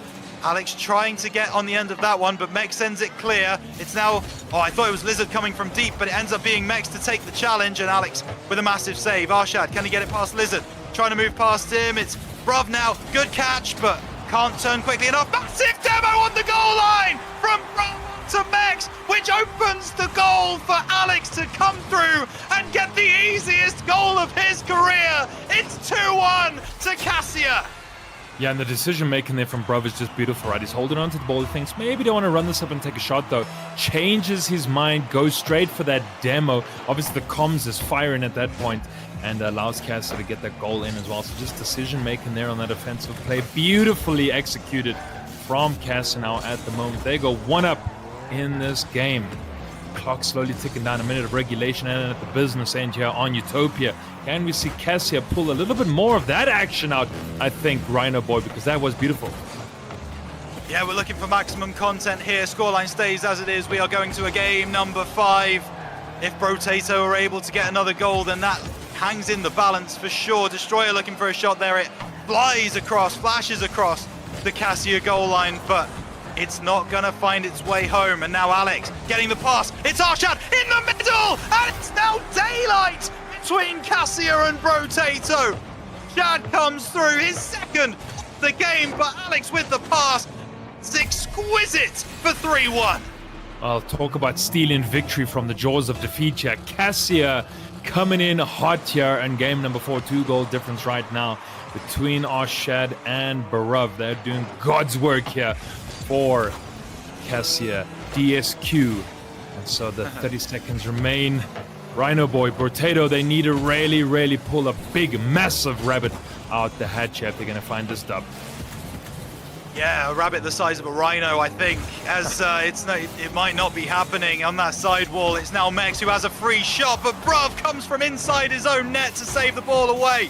8 seconds on the clock. If they score now, there is a chance from the kickoff, but it's not looking likely. Arshad sends it clear, and that clock is going to just tick down, and the result is locked in. The ball drops, and we are going to Champions Field, Muzz. It's game 5. Cassia, Brotato. No one expected us to get to this point, and it's now a best of 1.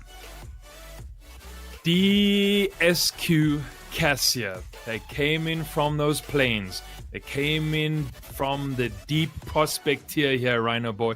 They faced number 1 seed Brotato, 6-3. We'll remember that. They didn't lose. Yeah, they had 3 draws, but they didn't lose. Well, they might just be handed their first defeat here. Question mark? Hang on a minute. We are hearing that Brotato want a timeout. Oh, okay. All right. So they're going to take their minute timeout to talk things through, get that discussion going, because they know, they are aware of how important this game 5 is. And I would also suggest that it's a little bit of a strategy to try and ice Cassia. They've been really hot in that last game. They looked really good going forward. And maybe this is a way of cooling them off before game 5 kicks off. Yeah, I think sometimes, your hype can be high. The kind of just the vibe in the camp can be quite a lot. And so let's bring ourselves back down to earth. Let's relax. Remember to breathe as well. You guys are doing well. You are number 1 for a reason, right? Mix, we've seen phenomenal series. But if you just let it slip a tiny bit here, Cassia, they've got your number. We've seen decent goals coming out of Arshad, decent goals coming out of Alex, right? Bruv, as well. Decision making there on offense is decent. Right? He kind of doesn't want to go for the shot. He wants to go for the bump play at the demo. Right? So it's working out for Cassia. And I think if you give them an inch, they're going to take a mile. And so Brotato need to remember that, right? You just kind of, you don't want to rest on your laurels. You don't want to think the underdog teams aren't capable, because they definitely are. And they've shown that in this series, right? They've now taken Brotato to 2-2. If this was a regular series match, we'd be done right now. We'd be walking away with a draw, and both of these teams would be walking away with that on their record. Yeah. But that's not where we find ourselves. This is a best of 5. Will Brotato be able to see out this scenario, or will it be Cassia to upset all of the odds and make it to those grand finals, having only won 3 series across their entire league play? Muzz, I don't know the answer to either of these questions, but one thing I am excited about is finding out what happens. Yeah, only 5 minutes of regulation here is going to sit between these two teams. Might get an OT, Rhino Boy, I wouldn't mind a little OT squeezed in here as well. Get that golden goal pressure, really just to lay it on thick here in the RSC SSA. But Brotato, just do what you're doing, right? The shots are good. They land and just, little pixel short here and there. But, Mex has got to figure out Destroyer, bringing around the bend. It's working really well. Fancy Lizard as well in defense. Keeping out the shots of Cassia. Stick to your gameplay. Stick to your script. It does work. Right? You can beat Cassia in 5. You need to make sure your head's on a swivel. You need to make sure you're thinking straight. There has been a substitution. Ooh, Game 5. Game 5. It's Ace coming in for Brotato. And that might be a massive gamble from Brotato. It might work, it might not.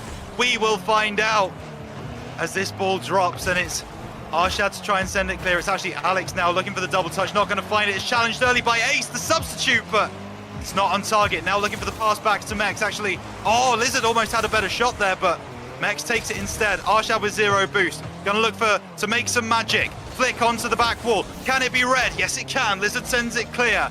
And now it's Bruv challenging Lizard. Does well. Now can he get it past Mex? No, Mex is fastest and he's first there. And Ace off that back wall sends it away by Cassia. And now this is a different look for Brotato. This is something that Cassia really need to start thinking about and start working out. Why have they done this? What's the new game plan? And right now, I can't really see it from Brotato, but they have had more of the offensive pressure so far with Mex flying through, looking to have a chance, looking for the right-hand post. It's saved away by Arshad, close to the first goal of the game, but not quite yet. Yeah, called Mex for a reason as well. They're almost a nutty aerial play they're coming at as well. Unguarded Ace not able to make that shot, and they lays it off for Lizard as well. Can a third man coming deep here as well? Mex looking for the action. Kept out though by Alex as well. Routine save from Cassia. And so 0-0 on the scoreboard thus far as well. And so we still yet to see what Unguarded Ace is going to bring to the picture. Yeah, it's a pass from Arshad. Can Alex get there first? No, but he does win that 50. Now trying to get it past Mex. Into the corner, looking for a teammate. Is there more? Arshad! So close to getting on the end of that one. Ruff puts it somewhat on target, but it's Mex to send it away because that shot had all of the pace of a dead snail. And now it's Lizard trying to come forwards the other way, but Bruv should be able to deal with this off that back wall. Indeed he is. Lizard sent packing, but Ace puts this one into the middle. Can he get the double touch? No, Alex declines him, sends him away. And now it's Alex to try and do something here. Lizard pinches the ball on the corner, trying to disrupt this Cassia offense. Will Arshad be able to do anything? No, Bruv puts it on target. It's Mex to send it away. Super tight, super close. It's cagey between these two sides. Neither team wanting to overextend and lose this game, but also both teams wanting to score. It's a very difficult game to manage, Muzz, and neither team really doing it well enough right now. That ball's going to drop awkwardly. Mex has a chance. He doesn't get on the end of it. It's sent clear. Can Ace deal with this one? It's on target. Oh, no, it's not. It's going to hit the post. Ruff has a chance right in front of the goal. It's not able to be dealt with by the substitute. And Cassia have 1 foot in the grand final. Yeah, and kind of just Unguarded Ace hanging really deep back there as third man position as well. Could have contested Bruv maybe a little sooner as well there, and just Bruv, you know, being able to draw at the defender, popping it up on the hood, getting that bounce over Unguarded Ace's car there, which unfortunately got the last touch into the back of the net as well. But anywho, Cassia up by 1 year, and yeah, just maybe, you know, taking off Destroyer after having all that momentum, it might not be the play they thought it was going to be. Yeah, it's a very interesting call from Brotato, and it's one of those decisions that will be looked back on with, you know, it will go one or the other way, right? It will either be a genius move that wins them the game, or as it looks like it might have been, it may be a massive miscalculation. It's in from Alex, it's on target, but Mex is there at the near post to send it clear, and Bruv can't challenge. Arshad needs to deal with this one. Mex gets it over him, but that's not on target, and Alex knows that. Very little boost to speak of, though. That's going to drop in the middle. What a save from Bruv, who recovers incredibly well. That recovery speed is exceptional from the Cassia players, and they want this. It has to be said, Muzz. It seems like they are putting absolutely everything on the line to try and make sure that this scoreline does not change. We spoke about that fairy tale ending here for Cassia. Just might come to fruition as well. Yeah, still holding Brotato to 1 at the moment here. So what can we see coming out from the Cassia side there? Alex. We saw a small pinch on the left-hand side as well. Fancy Lizard is going to have to try gain a bit of momentum for the Brotatos and try push it forward. Does get a decent demo there onto Arshad as well. Mex to the middle. Mex to the middle. Oh, so incredibly close there. Coast to coast it goes, Rhino boy, and just off of a small mistake, Alex gets the long shot. It's an overextension from Brotato. They still had 55 seconds. There was no need for all three of them to push forwards into that offensive position. Maybe they thought that it was, but it's taken advantage of by Alex. And now that looks like it could be a third, but it's sent away by Lizard. It wasn't on target in the first place, but I have to ask, chat, do you believe in miracles? Do you believe in people who dream and realize those dreams, because Cassia, no one gave them a chance. No one gave them an option to even get past the play-ins. And now here they are with a 2-0 lead in Game 5 to try and take them through into the grand finals of Prospect Tier RSC SSA. It's in from Mex. It's 20 seconds on the clock. Arshad sends it clear, gets it past Ace. Now looking for another pass, but Mex keeps his cool, gets bumped away. Now Lizard has a chance, looks for the shot. Alex can't save it. Oh, problems now. Problems now. Brotato score with 12 seconds on the clock, and this game is going to go all the way down to the wire, Muzz. Yeah, just Cassia a little bit too high up in defense there, and just allowing Mix and Fancy Lizard just to get the long shot back there toward their net as well. So 1 goal difference right now. 10 on the clock. Can we see Brotato force that OT, or Cassia going to be able to take their dream team run the whole way through? 3 seconds remain. It's going to have to go down there. Mix just keeps it up, but barely. It's going to be still held on here. Oh, kept up by Fancy Lizard as well. Can they do something with it as well? And got it is looking for the opportunity. But there it is. Cassia. They've made it come true, Rhino Boy. They've made it come true.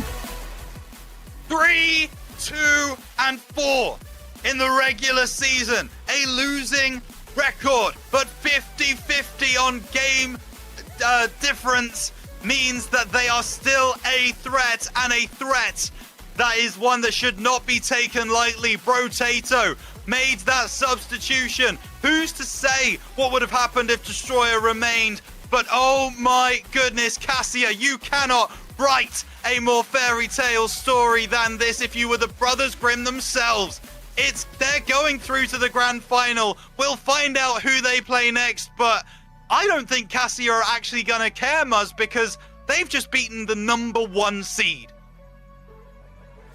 And there we go, Alex, our MVP, right? So 5 goals off 9 shots, not too shabby work that the office well made. Had to make 5 saves as well, Rhino boys. We saw that shift, right, that Cassia had to put in to beat out Brotato. Yes, they went in game number 5. Yes, they got pushed. At the end of the day, when it counted and mattered the most on Champions Field, Cassia, they take them down 2-0, right? And Brotato, they hadn't had a loss the whole season. Well, you just got handed your first L today, and I guess in the time when it mattered the most. Absolutely. The invincible streak is broken. Every streak must come to an end. And this one, it's just ended right in front of our eyes. But I have to ask Muzz, because we touched on it a little bit, but I really want to know the substitute in for Game 5. Do we think that was the right or the wrong decision? They lost the game, but do you think they had a better chance with Ace on the field or Destroyer? I mean, I think Destroyers played the whole entire series, right? To take, last final 5 minutes, last game, bring on a sub as good as you are. Is it really the right call? And, we're not really going to know what maybe happened to Destroyer. Maybe had to head out, run, who knows? But, you had played 20 minutes of ball prior to that. Should you get subbed? I just don't know. And yeah, maybe that's going to really be that kind of a painful moment that did it for Brotato. The sub just didn't work out for them. They lost 2-0. Cassia, they had that grit. They had the BMT, Rhino boy. And they got the dub. What did you say? 3 and what? They had a horrendous season? 3 and 2. 3 wins, 2 draws, 4 losses. And now look at our screen. 3 and 2. 3 and 2. They're going to the grand finals. DSQ Cassia, you can be definitely proud of yourselves. But who will join them, Muzz? That is what we look to find out in our next game on stream. It will be Nightwalkers, who 3-0s their play-ins game, taking on Dwarves. 2 teams with 6 wins on the season. Who will reign supreme and meet Cassia in the grand finals? You're just going to have to tune in to watch. We'll see you in a few minutes.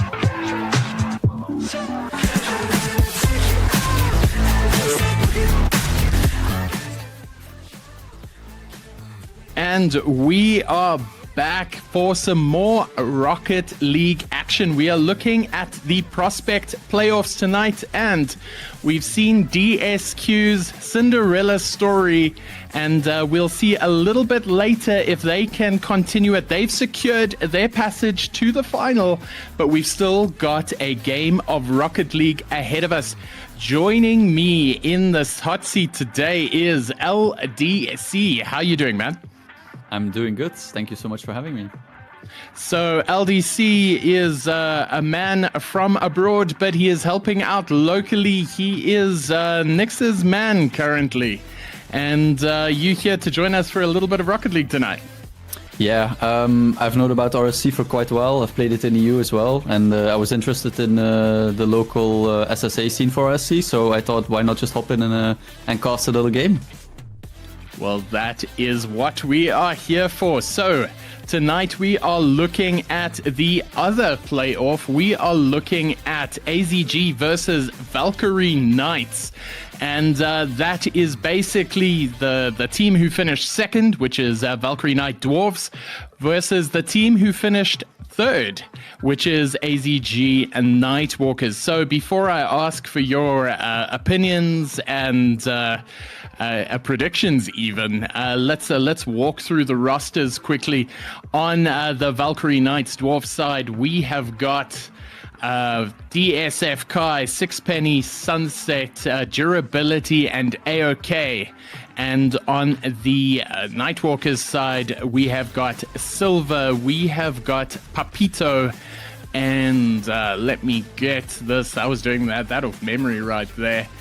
And last but not least, Nice Panda, who's been instrumental this season. He is leading the Prospect goal scoring by a large amount. So, before we jump into this game, LDC, I wanna know from your perspective, who have you got pegged to win? Well, if we look at the brackets, obviously we see that the second seed is always going to be the favorite, of course. But AZG did get a 3-0 sweep in the quarterfinal, so they're probably on a hot streak as well. So I'm guessing if we have anything to go off of from last semi-final, this is probably going to be a banger as well. So, gun to your head, who's going to win? I mean, I'm still going to pick the higher seed. I still think Dwarfs is going to pick it. They're second seed for a reason. AZG will probably put up a good fight, so I think it's going to be... I think it's going to go game 5. I give it to Dwarfs with a 3-2 score.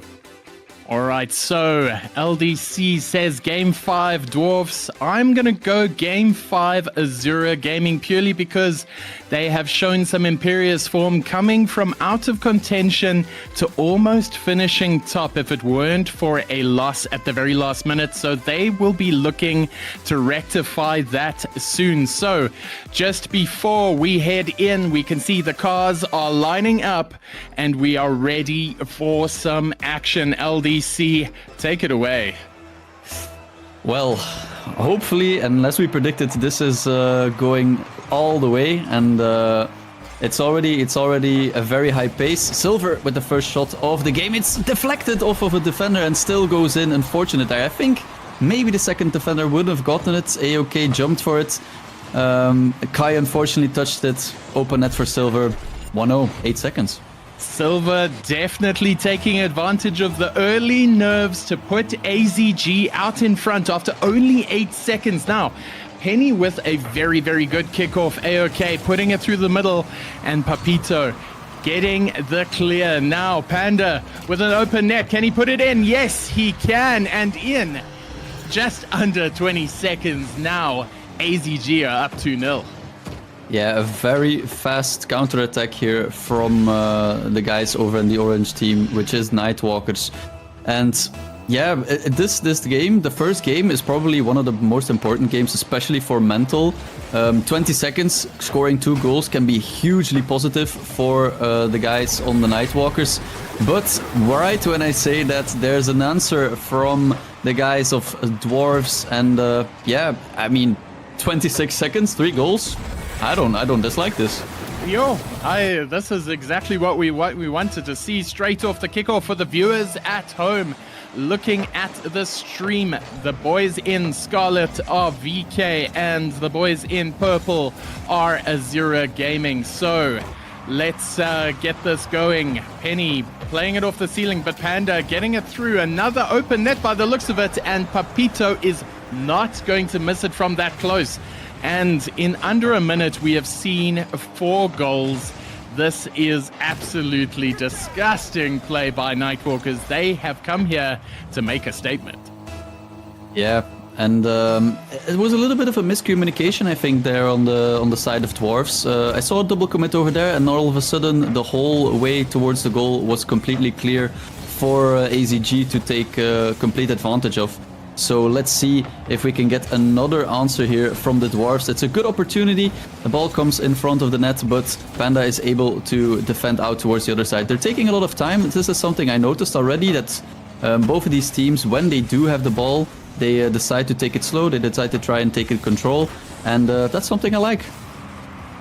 Well, then Papito having to make a very, very decent save from up top. Now Silva on the attack, and that looks like it's heading straight into net, but Kai makes the save, and he is looking good. He is gonna now chase, but Panda there to receive, but the attack isn't done yet. Kai playing off the ceiling, and almost there. Can they get the clear? But no.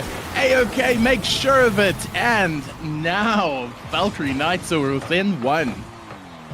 Yeah, within 1, and like we said, and at this point, I can't really think that we have an idea of who is going to win the game to keep going on like this. So we'll keep on for as for now. Nightwalker still in the rest of the game, still ahead.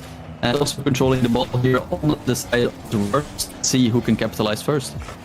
Let's see who can strike back. And we're not even halfway through the game. 5 goals scored. This is definitely not one for the defense, but there have been some absolute clangers so far. Panda with the clear, playing it straight down into the middle. Nobody to receive, but Kai playing it off into the corner to try and set something up, but Panda putting in an immaculate demo to put an end to that attack. But Kai, 0 boost, picks up the 100 in mid. Can't get that through, but Silva on the wall. Beats 1. Now, passing off. Ooh, what a shot. I did not see that coming from nowhere. I thought that was a bit of a shank, but Papito pulling off a bit of a wizardry straight off the backboard, and then upside down on the floor, puts a slow roller into the bottom left.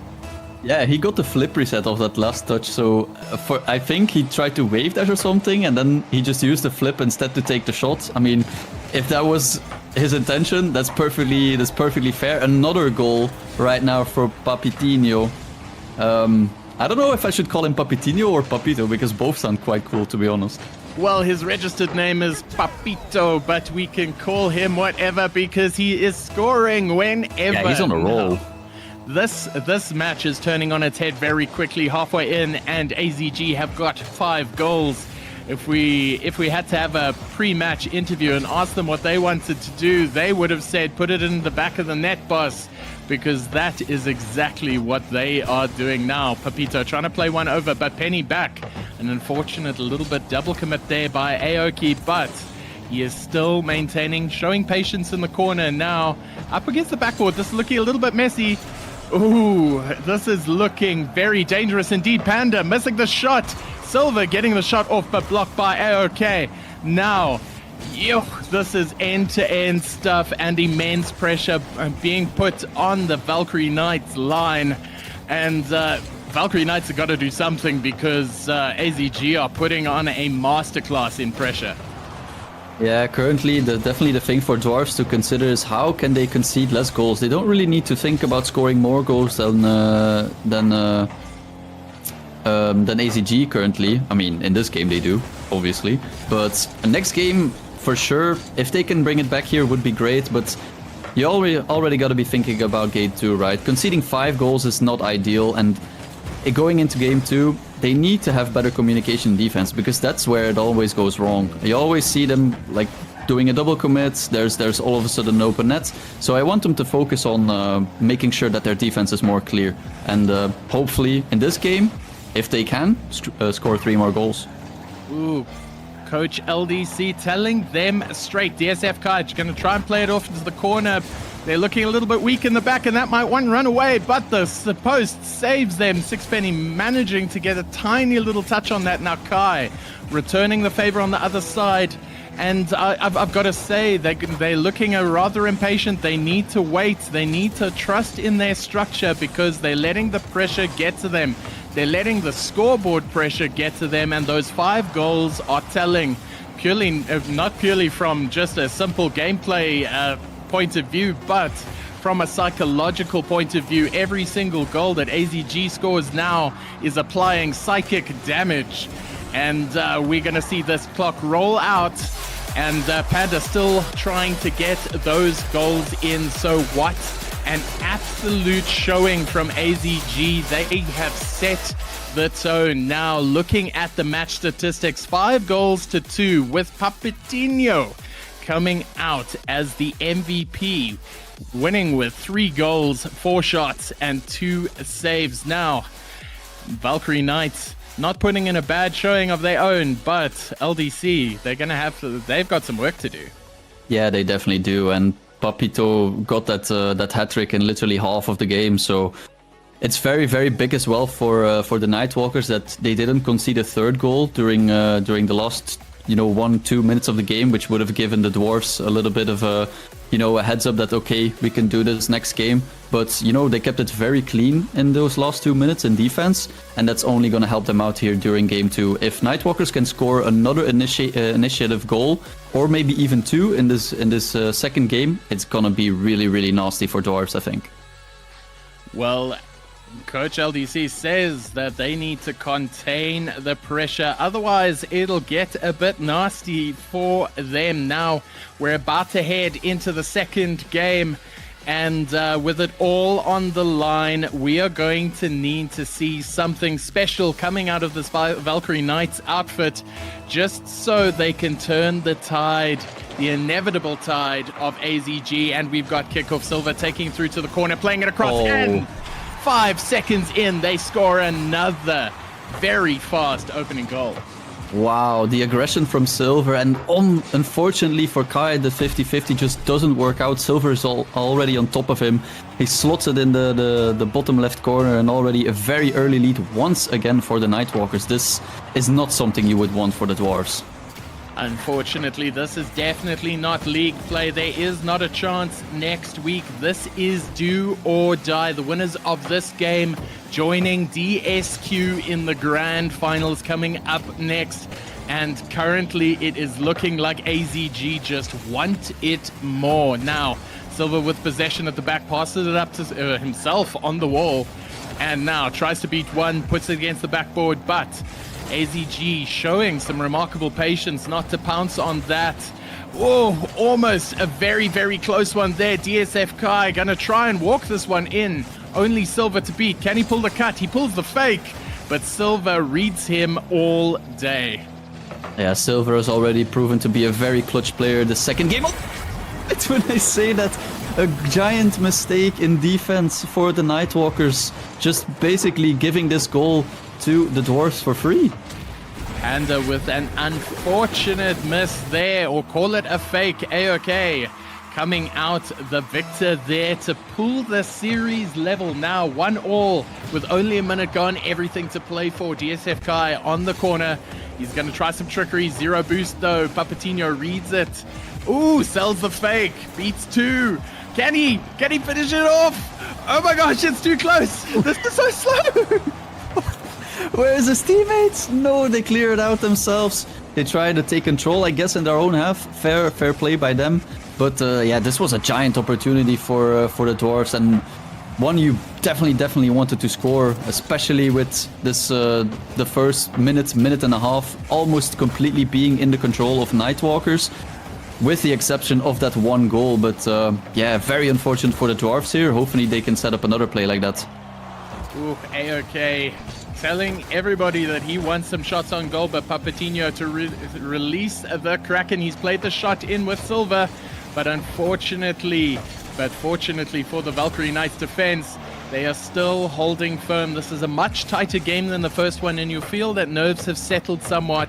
It is very, very close, and no team looking like they've grabbed this game by the scruff of the neck. The SF Kai going to collect 100, put it through into the corner, and now AOK up in the air, plays it up against the ceiling. Still, all the pressure on the AZG line, but Papatino with a fantastic clear out to relieve a little bit of that. Now, very, very back and forth at this point in time, just showing how nobody wants to give an inch. And with only 2.5 minutes remaining, half a game, it is still anyone's. Yeah, for sure. And I'm happy to see as well that this game has been way more balanced and as well as a little bit lower scoring, because we saw a lot of, stupid mistakes sometimes in defense from both teams last game, but I'm happy to see that this game it's a little bit more structured, and we're having a greater and a very, very... To finish it, but Kai couldn't get the touch. And nonetheless, we've seen Dwarves being quite in control of this game in the second half here, but yeah, no goal to show for it yet. I hope for them that they can get one soon, because going down 2-0 in this series would be the last thing they want. That is definitely the last thing that they will want. But let's contrast these two games. The first game was all-out attack. The second game has been all-out defense. Now Papatino collecting one off the ceiling, trying to get a touch in there for a second, but very, very good midfield defense. Sixpenny's going to play one across. Papatino, the only man back, but very comfortable in the air. Oh, Panda going to play the pass across. Nobody back, but unfortunately nobody on attack either. And it is going to look like we are rolling down into the last 30 seconds and the game is still anybody's. Yeah, exactly. And this game has been a little bit of a patient waiting game, I'd say. There's a lot of boomer balls towards the other side, and I don't think that basically any of these teams are playing to try and score a goal very fast. They're trying to just play structured enough so that they don't concede another stupid goal like they maybe did in the first game. And we're seeing it here. It's a little bit of a slower pace. It's more controlled. And that way, this 1-1 score will get us into overtime here in game number 2.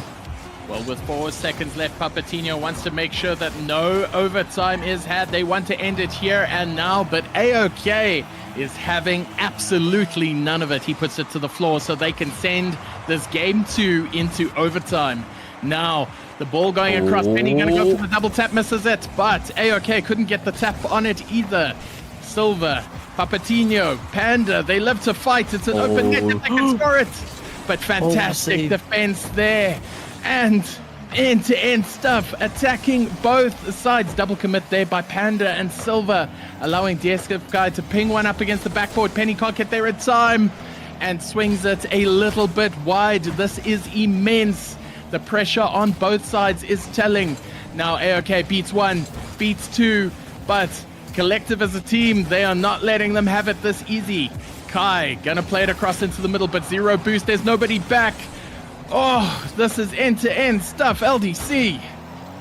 Yeah, but still, I still feel like it's Dwarves that had the majority of the pressure and the majority of the better opportunities. Right now we see Penny moving out the ball towards the orange side of the pitch, going for the shot, unfortunately not having enough boost to make contact with the ball there. And now an opportunity once again for AZG to move out of their defense. Papatino trying to make contact with the ball, but not really able to. Kai tries to go for a pass over towards AOK, but no found, and a little bit of room again to try and organize yourselves for a counter-attack with that pinch. But yeah, like you said, it's very, very back and forth currently. I do still feel that Dwarves had the majority of the good opportunities and should have probably scored a goal before overtime, but let's see if they can do that here when the time is ticking up. Well, the time is ticking indeed. It has been 1 minute and 40 seconds of overtime, but it feels like a lifetime. Papatino slapping it up against the ceiling, not getting quite the touch, but Silva being more direct in his approach, playing it straight towards the goal. But AOK playing it across the ceiling, putting Silva and Papatino under a little bit of pressure. That's going to hit the backboard. And very, Very, very tense stuff. 2 minutes gone. Double commits everywhere. The pressure is showing. Those who could survive at silver, last man back. And it looks like no team is budging. Now AZG have got the chance. There's double commits again. And it's pure absolute drama. DSF guy getting a demo in on Papatino. And now AZG on the attack. DSF Kai gonna try and play this across. Plays it straight down middle though, and nobody there to receive. So Panda's gonna have a free shot. Unfortunately puts it a little bit wide, but he's gonna have another chance to go in. Silver in the air, puts it down. But DSF Kai is there to make sure that they can relieve this pressure. Wow, 3 minutes of overtime gone. Yeah, exactly. And it felt like it's been only a minute, but the last couple of minutes, it's been basically AZG that had control over the game. They've been in offense most of the time, I'd say. Now a pass towards Silver, towards the middle. Panda decides to just patiently wait it off. A shot is taken and it goes right in. This is the second game in a row for AZG. An unfortunate miss there in defense for I think it was Penny. Yeah, indeed. Unfortunately, not able to make contact with that save there, and this gives Nightwalkers a 2-0 stance here in the series and a perfect opportunity to get into the finals. Well, this is looking very good for AZG, currently taking their second game in the row, but take nothing away. That was an incredible second game by both teams. Panda claiming the MVP for game 2 and featuring across the board a little bit of goals, a little bit of assists, and getting in some of those demos as well. But if you can see, all points are leading towards a very, very close game. Now, this next game for Valkyrie Knights is do or die. This isn't league play. Whoever comes away with this win, if AZG win this next game, they are through to the grand finals. And in order to stay alive, Dwarves need to make a stand now. They say if you crush charcoal, if you apply enough pressure to charcoal, they turn into diamonds, but in some cases they just turn into crushed coal. So, will Dwarves be diamonds or will they be coal? We will find out now. Yeah, and as we saw in the chat, I don't think the viewers saw it, but they have swapped out Penny on the sides of Dwarves for Dura, so let's see if that can make a difference here for them in game number 3, as it's a do or die situation. That might prove inspired. Valkyrie Knights definitely doing what they need to do, but Panda sending an absolute mortar in to continue the tradition of scoring fast and scoring hard. 18 seconds in, AZG have the upper hand. And I think the mortar call there is absolutely the right term to use for that, because what a pinch of the sidewall onto the ceiling, straight down into the goal. That's so demoralizing for the side of Dwarves to concede a goal like that. And now, again, within like the first 30 seconds of the game, they are trailing. Well, you see Panda even seeing enough confidence to throw in a cheeky fake. It's not quite paying off there as Papito makes a save up against the backboard, but Jura plays it in, but very, very comfortably collected there by Panda. And now it's very, very loose in the midfield. Panda gets demoed by Kai. And now Kai getting the redirect in there, but not quite on goal. And Panda will get the clear very, very quickly. Now, AOK taking possession in the midfield in the air for Kai to put it through into the corner now. Can they take the shot? Unfortunately, nobody is there, but Durability, the sub. Can he do something? He makes it rain, but unfortunately nobody there to collect it. And this is what we want to see from Valkyrie Knights. They need to make it pay off, but wow, what a flick. Now Panda seeing if he can finish it off, but fantastic defense there by Durability.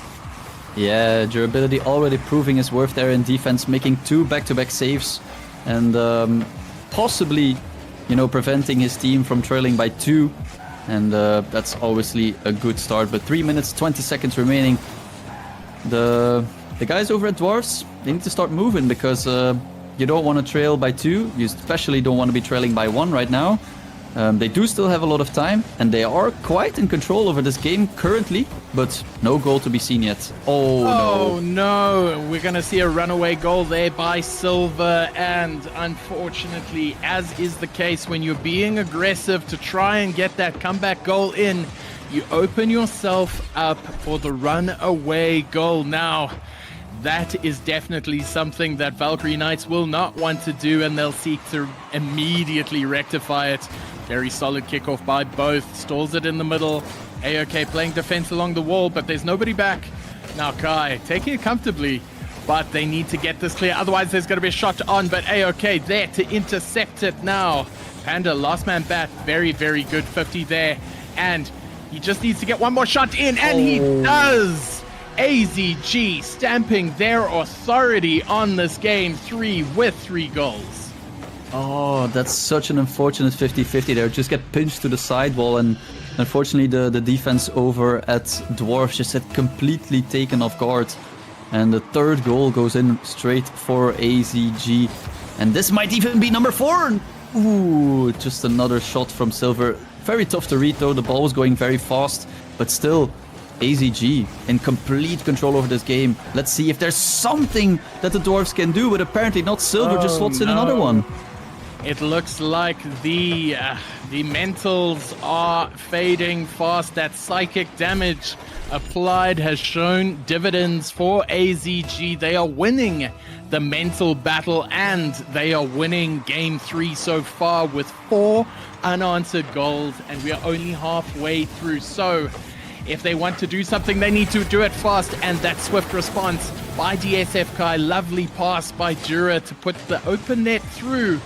And that was an unfortunate double commit by AZG, showing that sometimes when you're in the lead, you get a little bit confident. So this will be a reminder to AZG to knuckle down and hold it in, but another shot in. Silver making the save, though.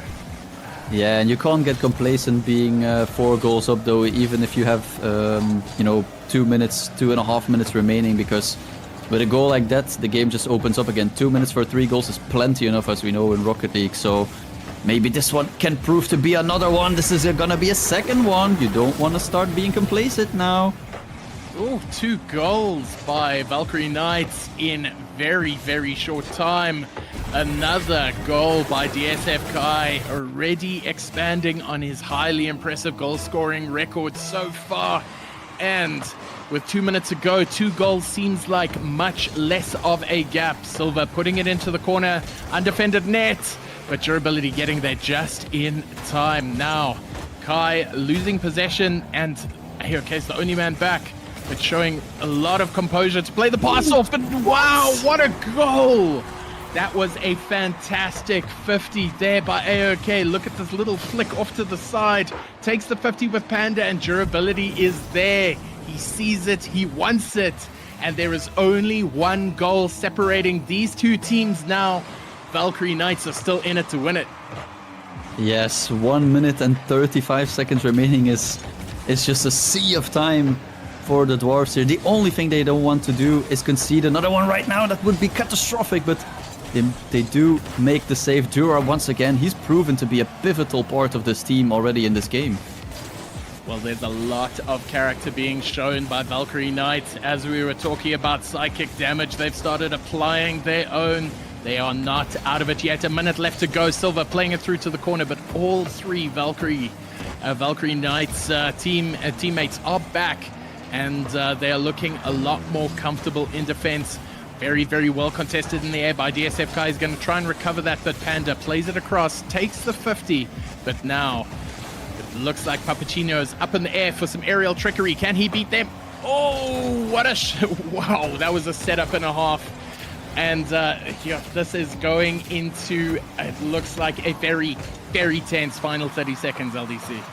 Yeah, this is a good pass towards the middle. Good 50 there for the defense, but Jura now with a lot of time on his hands. Can he try and make like a flip reset pass towards the middle? A shot maybe coming in. Kai can't beat Panda to the ball, and now it's all attention to the back line here.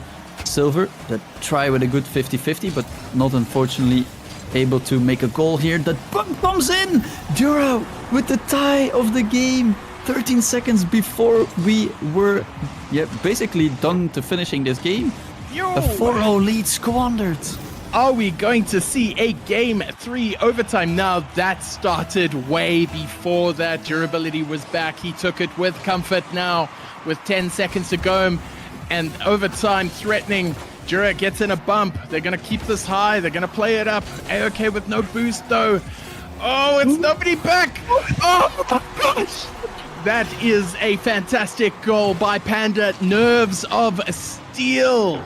And balls of iron, he nails it from the halfway line. And that puts AZG into a 5-4, 3-2-1. It looks like it is game over, and AZG come out winners. What a game. Wow, what a clutch play from Panda. Normally in any scenario, if you were up 4 goals and then all of a sudden the opponent score 4 of their own, I would be shaking on my knees, but Panda says no. He just completely commits for the ball, gets a free shot on goal, and just seals the deal with 1 second remaining. What a clutch play. What a game, and that game wasn't done until the final second. Panda coming out MVP once more, but commiserations must go to the entire team. They have earned it. Now, if you have a look at the post-series stats, they go through with a 3-0 sweep, scoring 12 goals to 7, 31 shots to 20, even though they didn't have the lion's share of the possession and being starved of boost the entire time. Now, LDC, what are your closing thoughts on this game? Well, as we saw on the side of the Valkyrie Knights, there was a lot of trying to get in control over the ball, trying to take it slow, and that's I think where the advantage of the possession comes from. But AZG was just so aggressive. They were way more aggressive on their challenges. They were way more efficient, and they in the end it just gave them more goals, especially with that final game. Scoring 4 goals in like a matter of 2 minutes is very impressive. And as well as Panda, the series MVP, especially with that final play where he just slots the final goal with 1 second remaining. It was incredible. I didn't see this coming. Definitely not a 3-0 sweep.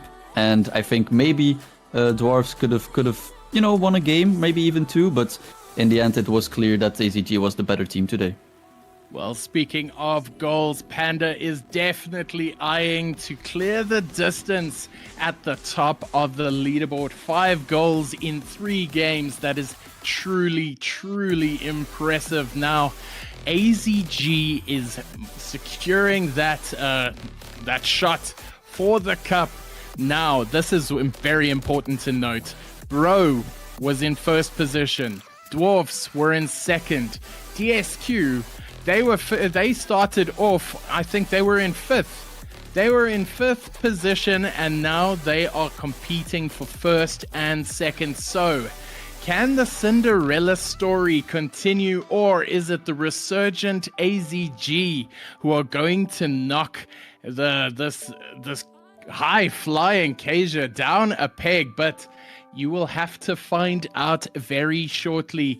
Hodge and Greybeard are going to be on decks next to take you through that final pivotal game to see who takes it all for Prospect RSC Season 2. See you guys shortly.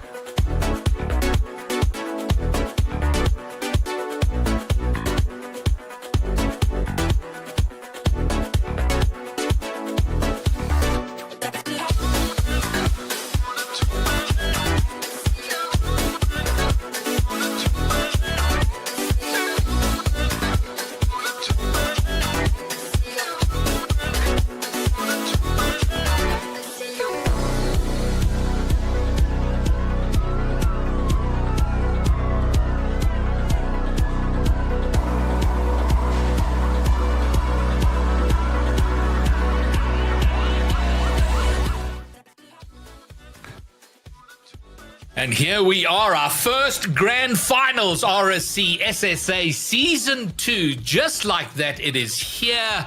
And I finally managed to elbow my way into the casting booth to cast a game. So me, Greybeard, along with coming back, he was here earlier with us, is Hodge. So you got yourself into the grand finals, Hodge. Yeah, I've also barged my way in. We've kicked out all the other casters who maybe had their predictions a little wrong. But I think I'm the only person who's actually got it wrong so far. So yeah, maybe hopefully not going to do that again.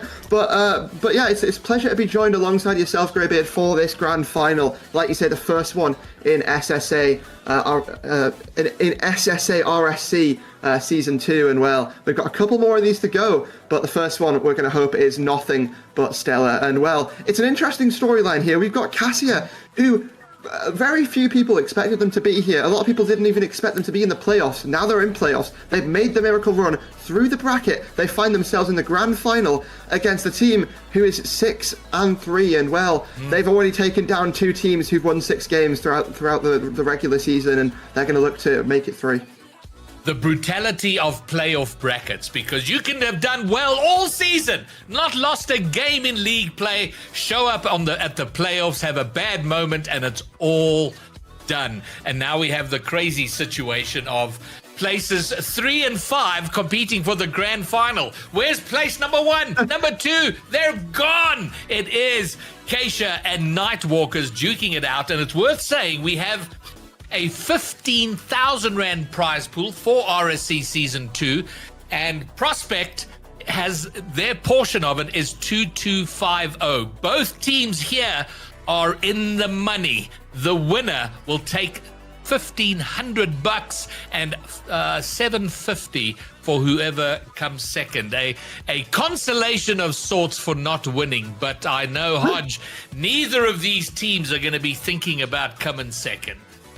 Yeah, nobody wants second place in this matchup. They all want, well, that number 1 prize, the 1,500 rands. I think it was there. But I mean, yeah, everybody going to want that number 1 prize. Everybody going to be hungry to get to the top. But can they climb the final mountain that stands in their way? And well, that's the question that's on everybody's minds. But we're going to be jumping into this game very, very soon. We're just waiting for a couple more players to join in. We don't want to keep people waiting. And well, certainly we want to get this game started. But I mean, the story's written itself, and I think we sort of have to write a final one here on the caster's desk, Greybeard. I want a prediction from you. What's your prediction for this game? Remember, it's a best of 7. All right, I'm a little conflicted because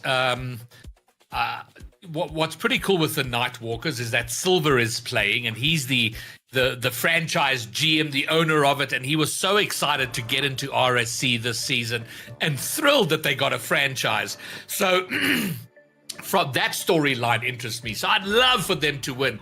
But Keisha coming in, they clawed their way into the playoffs, and they've had such a good run. So this is very long-winded for me to say. Oh gosh, I think I'm going to back Keisha just because they are such unlikely champions in this league. What do you think the scoreline's going to be? Oh God, no! Asking the difficult questions here, aren't I? All right, best of 7. You know what? We might as well go long and let's make it 4-2. 4-2 to Keisha for me. So who wins and what's the scoreline?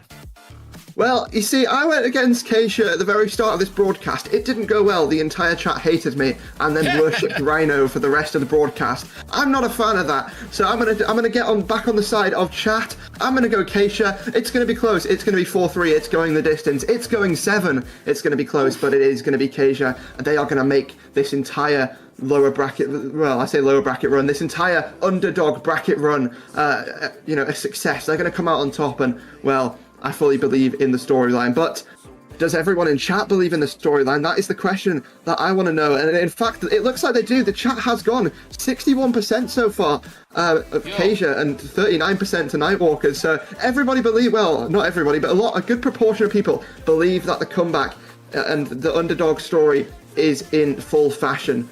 I mean, it's really cool, and both teams coming off some great momentum. They won their last match, they won those semi-finals, and Nightwalkers, they won it in a 3-0 sweep, whereas, well, I mean, Keisha, they had to go to game 5. It was a tough fight against Bro, but they managed to pull it out in the end, and, well, I mean, Graybeard, what do you think? Yeah, I think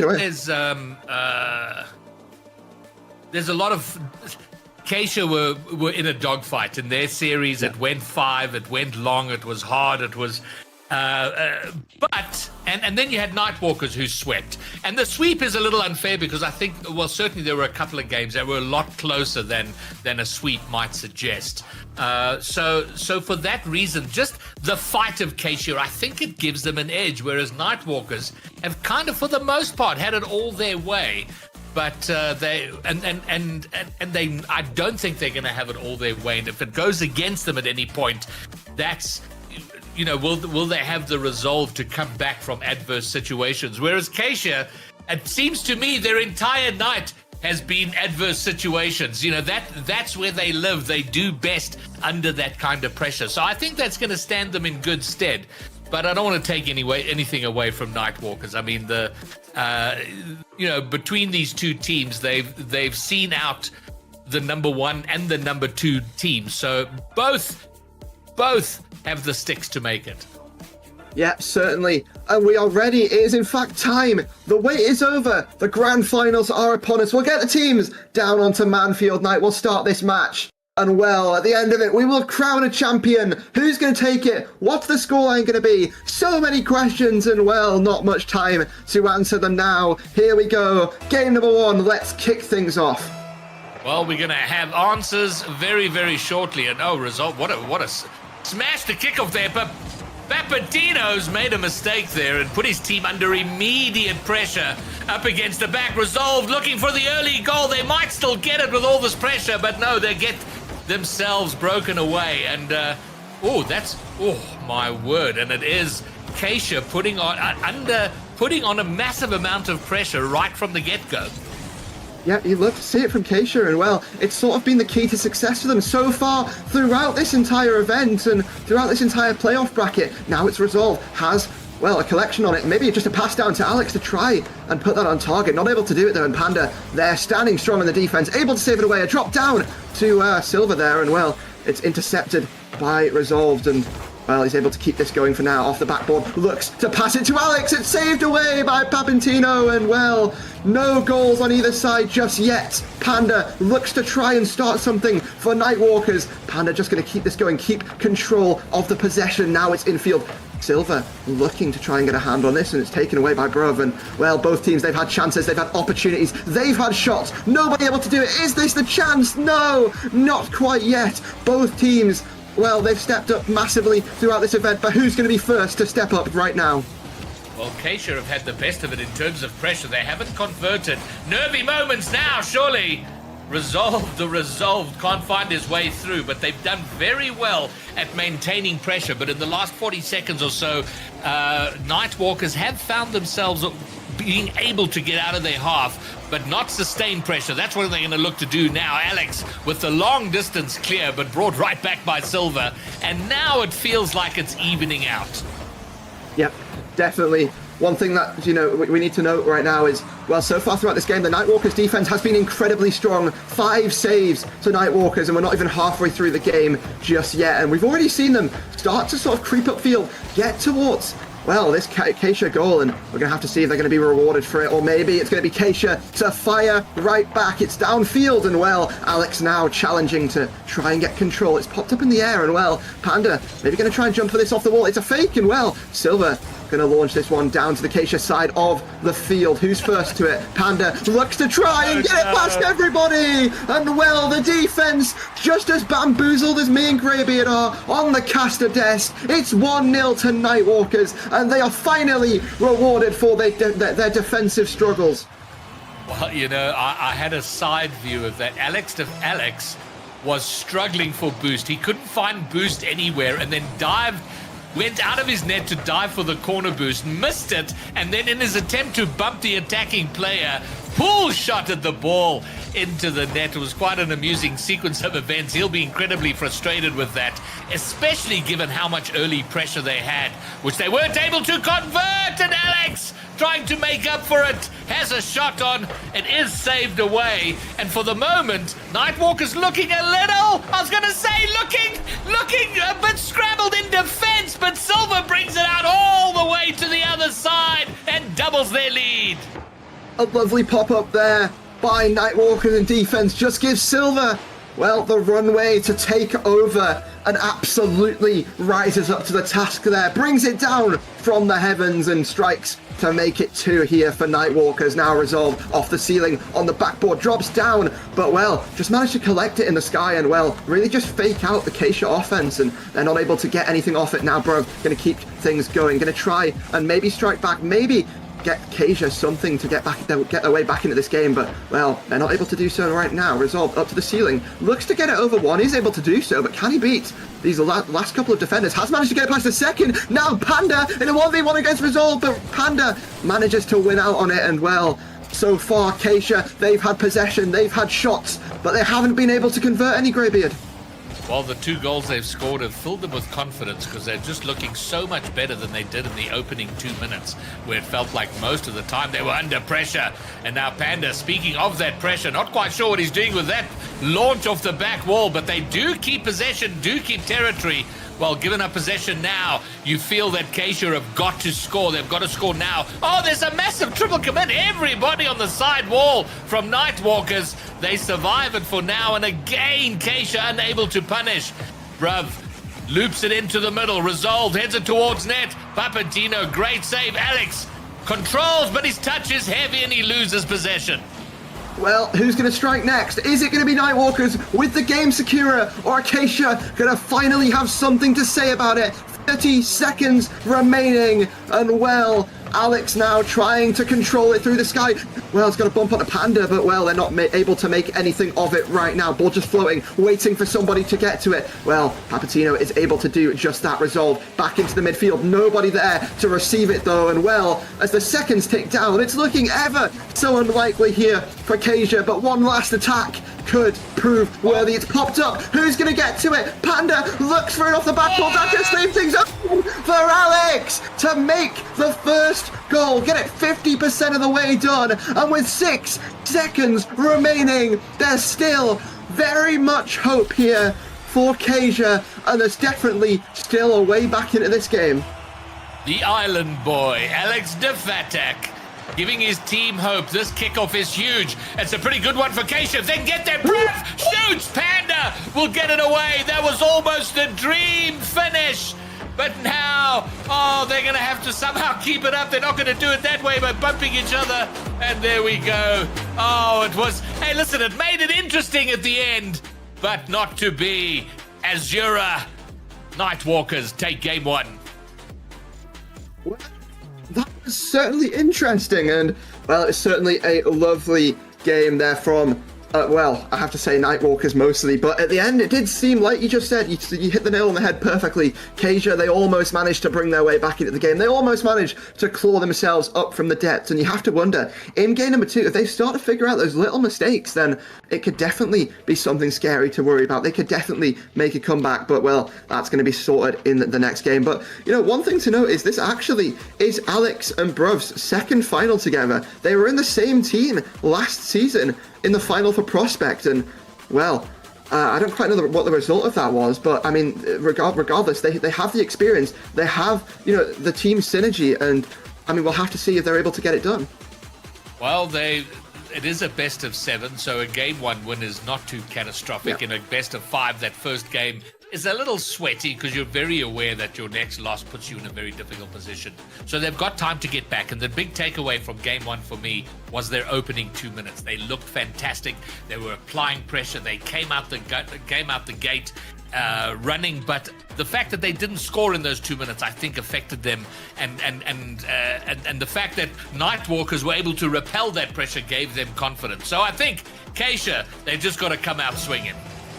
Well, come out swinging indeed. They've got to do just that. Let's see if they're able to do so. Game number 2, Forbidden Temple. Will Kasia be forbid to take, an equalizer in the series, or maybe Nightwalkers just going to answer right back? We'll have to find out as well. Bruv has control of this, has to 50 out Panda. Well, he's done a pretty good job for now. Alex going to try and 50 out Papatino. It's really just 50s on both sides. Both teams looking to try and take some early game control of this ball. But look who is in control! It's Papatino here on the board already for Nightwalkers. Comes down from the skies, comes down from out of space, and well, already there strikes. It was such a fantastic team play that the passing forward, Silver's touch off the backboard to set up the scoring shot was fantastic. And this is a worry for Kasia. Nightwalkers, who had a wonderful series, taking it in a sweep in the semi-finals, and looking shaky in game 1, but early in game 2, they are completely in control of this series as it stands now. Yeah, definitely. Alex going to try and change the tune though, as well, going to try and run it downfield, get it past everybody, but nobody there to put it in the net, and well, that's definitely something they struggled with last game. They had the possession, they had the shot, they had Nightwalkers dancing in defense, but one thing they couldn't do was get that number at the top to turn to 2 to equalize the game and bring it to overtime. Now it's a chance here for Panda to try and save things away, is able to do so for now, and well, Resolved has a free ball. Going to try and play this slow, and has the ability to play things slower at his own pace, able to do so. Now Resolved with the demo, but nobody there to open things up, nobody there to score off of it. And well, when you get those demos, you really need to be looking to take advantage of the space you have. And well, Bruv now going to try and do just that from the ceiling. Has lost control of it though, and now another teammate is going to have to come in, but everybody has almost been got past. But well, thankfully, one last member was able to get back, but can they do it again? Resolved certainly can, and well, Kasia just hold off on defense for now. That's a really awkward touch though. Bruv has to come in clutch, has to be there. Somebody's certainly got to be there once again, and Kasia, it seems like a bit of a scrap. That one almost going to go in. The double commit comes through. Now it's popped up once again. Is this going to be a goal? Is this going to be a goal? Is this going to be a shot even, as it's saved away?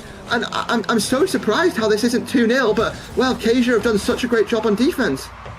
And you know, Nightwalkers are what's great to see with them is they have a very clear role of their rotations, and they take it very seriously. It's a very defensive rotation that they have. Their third man generally is quite far back beyond the halfway line, but it is working for them. Kasia are more of a chaos team. They tend to be kind of bunched up. They're all sort of chasing and jumping at the ball, and that has its place, you know, and it works, but it's the more disciplined approach from Nightwalkers that right now is doing them good. Alex with the redirect, but can't find the back of their net, and they still struggle. Resolve will now have an opportunity, but his touch is too hard, and Panda will take it out. Well, I wonder if we're going to... I think we need to play some Pointless right now. The British TV show, which is, well, you've got to try and find a saying that nobody is saying. And, well, one thing that is definitely not pointless is Kasia can't find the back of the net as a phrase. Certainly, they're struggling with that right now. And, well, we're going to have to see if that's going to be a recurring theme or if they're going to be able to turn it around as Nightwalkers now look to make it look to control it. the entire of the Kasia defense, but not able to do so as Nightwalkers now look to keep passing this between themselves, look to keep things going, and well, Resolve now trying to shut things down on the offense, managed to get the clear, but who is going to be there from Kasia? The answer, absolutely nobody, as it's cleared back into the Kasia side of the field. And at this point, Greybeard, you have to admit, they really need to start sending the kitchen sink, sending everything at this ball, or they're going to be shut down once again. What they're doing very well is that they've kept it to just the one goal. Yeah.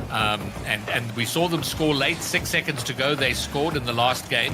So if they just keep it to the one goal, that late goal is a completely different thing. And maybe it is here. Papatino, oh, he's made a hash of it. And there it is. Alex will get the goal, but Papatino will be furious. A huge mistake from him.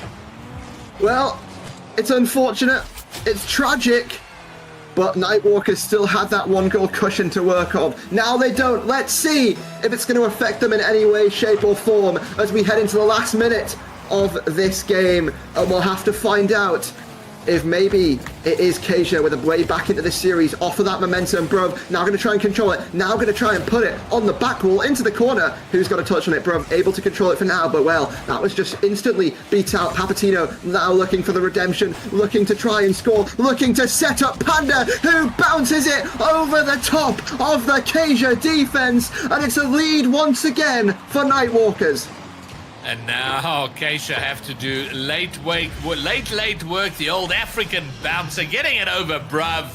The 1 goal lead restored, and all of that work has to be done again by Kasia, but this time in far less time than they had to do the first. 25 seconds, they've got to find their way forward. Oh no, but oh my word. A comical sequence of events almost finds them putting it in the back of their own net. They can't get it out. What is going on? Everyone's Rocket League skill evaporated. Everyone whiffing in front of the net. What is going on right now? This could be another one if it doesn't get saved. And well, Panda now going to try and make it through. It's saved away, but it might not matter if this hits the ground. It will. Game number 2 goes the way of Nightwalkers, and suddenly it looks a little more ropey, a little more, well, unfortunate here on the side of Kasia, as they now have to, well, win a couple more to try and get themselves back into this game. And well, Nightwalkers are 50% of the way there already to that 1,500 rand. But Greybeard, they're halfway there. Does that mean they're going to be able to finish the job, or do you think Kasia have a way back in? We spoke about Kasia. Their whole journey here has been one of adversity. And here they are. They're in a position of massive adversity. 2 games behind in the best of 7. And I see they're taking their time to ready up, and that's good. So they're clearly taking a moment to talk. They've got the skill. Nightwalkers, again, I'll say it, they are very disciplined in their rotations and their positioning, and it is working for them. I love the chaos factor of Kasia, but they need to make it work. They played a very physical game. 7 demos in that last game, but they just not making it work. They've got to find a way through that final third. And if they can take a lead here in game 3, then maybe that will shake off whatever's been going on in the first 2 games.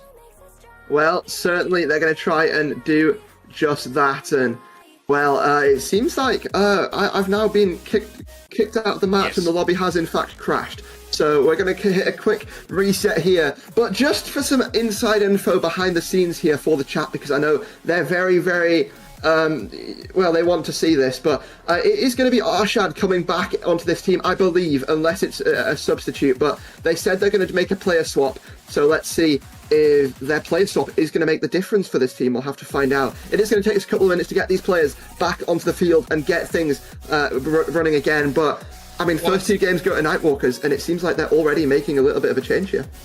Well, it's an unofficial timeout now, isn't it? For both teams.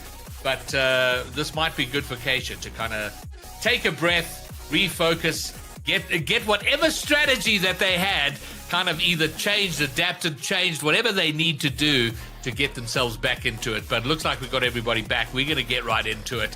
But it is Kasia with almost their backs on the wall.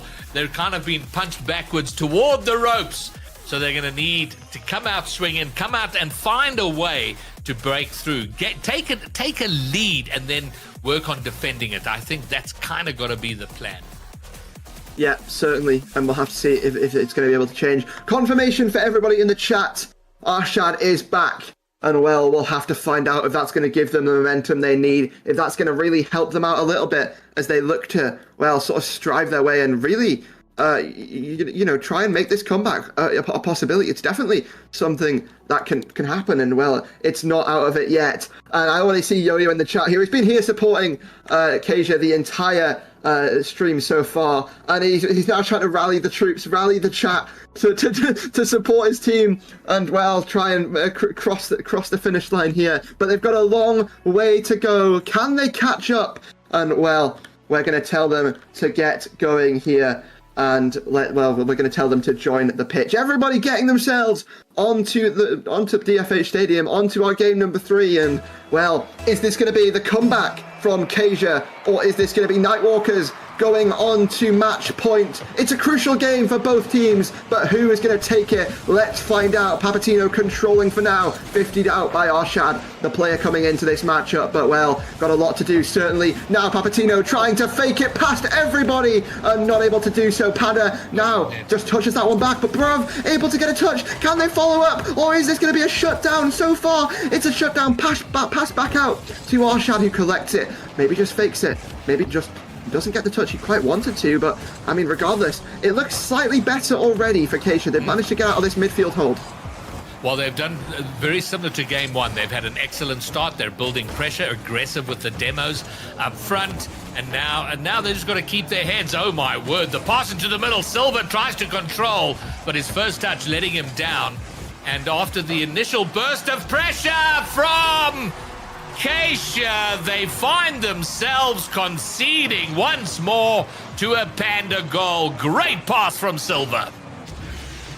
Well, it looks like Nightwalkers have certainly had their Weetabix this morning as they woke up and decided to just come in and dominate. And I'm sorry, Nightwalkers, I was not familiar with your game before this matchup. And, well, Bruv now going to try and turn things around as Kasia aren't out of it yet. They still can lay claim to this match. They just have to get a couple more goals, get the momentum going, and I feel like they could still be a threat in this matchup. But Papatino, though, now trying to put it into the right side of the goal, able to find the shot, able to put it on target, and, well, the Kasia defense in a little bit, looking a little bit shambolic, you have to say there. Yeah, the final defender sitting in the middle of the net, and once it went behind him, there was no real hope of him sorting it out. But it is the Nightwalkers, and I think the point I made before the start kind of stands. We haven't seen how they respond when they are in a position of adversity. Yeah. But to be fair to them, they're playing so well, they've kept themselves from being in that position. They haven't had to fight the game from behind. They've pretty much been in front from the start, and they now have a comfortable 2-goal lead in game 3 here. Well, can they extend it, or can they just hold it? They'll just want to hold it, but anything extra is certainly a bonus as they want to put Kasia on triple match point against them. Can they do just that? And, well, we're going to have to find out. Panda with a touch. Well, maybe just passes things over to Arshad, who now tries to score off it. It's able to strike of it. Absolutely nobody. Everyone in shambles. It's an open net. And Silver, Papatino, the duo, gonna finish it off here and get a third. The defense was tripping over each other. And, well, now Nightwalkers are in a position where they just have to hold on to this lead, and they will have quadruple match points against Kasia, and they're going to be looking to reverse sweep. Always a lot of fun when you smash into your teammate as you're desperately trying to get back into possession. And it now seems a very long time ago since Kasia scored. They've scored 1 in each game. They're going to have to triple that just to level things up here. Panda dribbling it, well, it sort of rolls awkwardly toward the net, but they are keeping the pressure and the possession in front. Alex now, can he control? Well, he gets it past 1, but it's going to be an easy pickup for Panda. And again, the disciplined positioning of the Nightwalkers is just continues to keep them in control of the game. Certainly, one thing to note about Nightwalkers, this team is really dangerous. Despite the fact they're in 3rd place in the league, they have the biggest goal difference out of any team in the standings so far throughout this league play, throughout Prospect here. Now, this is where they show their colours, they step up. They've done so far, but can they finish the job, or will they fold under the pressure? Certainly, they're doing such a great job right now at controlling this and really not overcommitting, not getting ahead of themselves. Panda now having to make a save in the goal, and well, is able to step up to the occasion, try and clear it, but well, it's controlled really well by Alex for the time being, but well, it's now just sort of being passed around between both sides of the field, nobody able to get another break. If Alex isn't able to save this, well, it could be a 4th, but is able to do just that. Now going to try and run it downfield, got it past the defender, Papatino, the last one remaining, but the last one remaining, certainly a player to watch out for in that regard. And it's doesn't seem to me Keisha don't really play with a plan, and I think it's part of their chaos play. So many times we've seen great touches finding nobody, where whether it's in front of the net or a half clear out, and it always seems to find a Nightwalker player. And I think that they just start looking for each other, but you know what, it might be too late to try and change that. Arshad looking, he tries to control, and Silver instantly shuts him down, and the Keisha struggle continues. Well, their struggles continue, but Nightwalkers, they're living, breathing, and well, they're just living in Rocket League pretty much. They look to try and close this one out. They look to put their opponents in the most, advantageous position for them. They want to try and win this in a 4-0 sweep. Certainly going to be 4-0 in this game, though. Doesn't matter about the series just yet, but they have dominated game number 3. They look to dominate the series, and well, Keisha certainly well and truly have their backs against the wall, and if they're able to come back from this position and end up to come out on top, I know it seems a long time away. We've talked about them being the underdogs. If they are able to come back from this, then I mean, it really just is an epic storyline, but we'll have to see. That's for next game. Certainly this game is all going to be Nightwalkers as they look to end this here and now. Hodge, you are on track here for a we're going 2 for 2 on your predictions. You're like the caster version, the caster version of a ball chaser. You know, it's like, oh, well, my last prediction went that way. Oh, I must go the other way now. And wow, it's looking rough. And to be fair, I'm in that boat. I had one prediction tonight, and it's not looking good. But is there a better story than coming back in a game 7? A best of 7 reverse sweep. What a story that would be. And honestly, it is the last little bit of hope we're clinging on to, is that somehow Keisha can find a way to reverse sweep. Well, hopes and dreams is all it is for now. Can they make it happen? Can they turn it into a reality on the field? That question's going to be answered very, very soon. Obviously, Arshad coming into this game, maybe, just having a bit of a warm-up game. Wasn't the sort of performance we saw out of him earlier on in the tournament today. I don't know if you saw Greybeard, but the first match, Arshad was on it. He was scoring 5 goals a game, being absolutely crucial for Keisha. And well, hasn't been that so far, but maybe, I don't know if that's the fact that they're just playing a little bit worse, or maybe it's the fact that, well, Nightwalkers are just playing so well that they're not able to do what they were against, a team earlier, like Obscurity. Well, it's whatever the answers to that question is, they're going to need to find those answers out on the field. And maybe Arshad coming on a little late to do his team any good. Didn't have the impact he would have been looking to have in that last game. But hopefully now they can turn it around. But the equation from here is pretty simple. It's do or it's die. So they either win or they're done and cooked, and they will give up that 1,500 Rand first prize, but they will take the consolation of 750.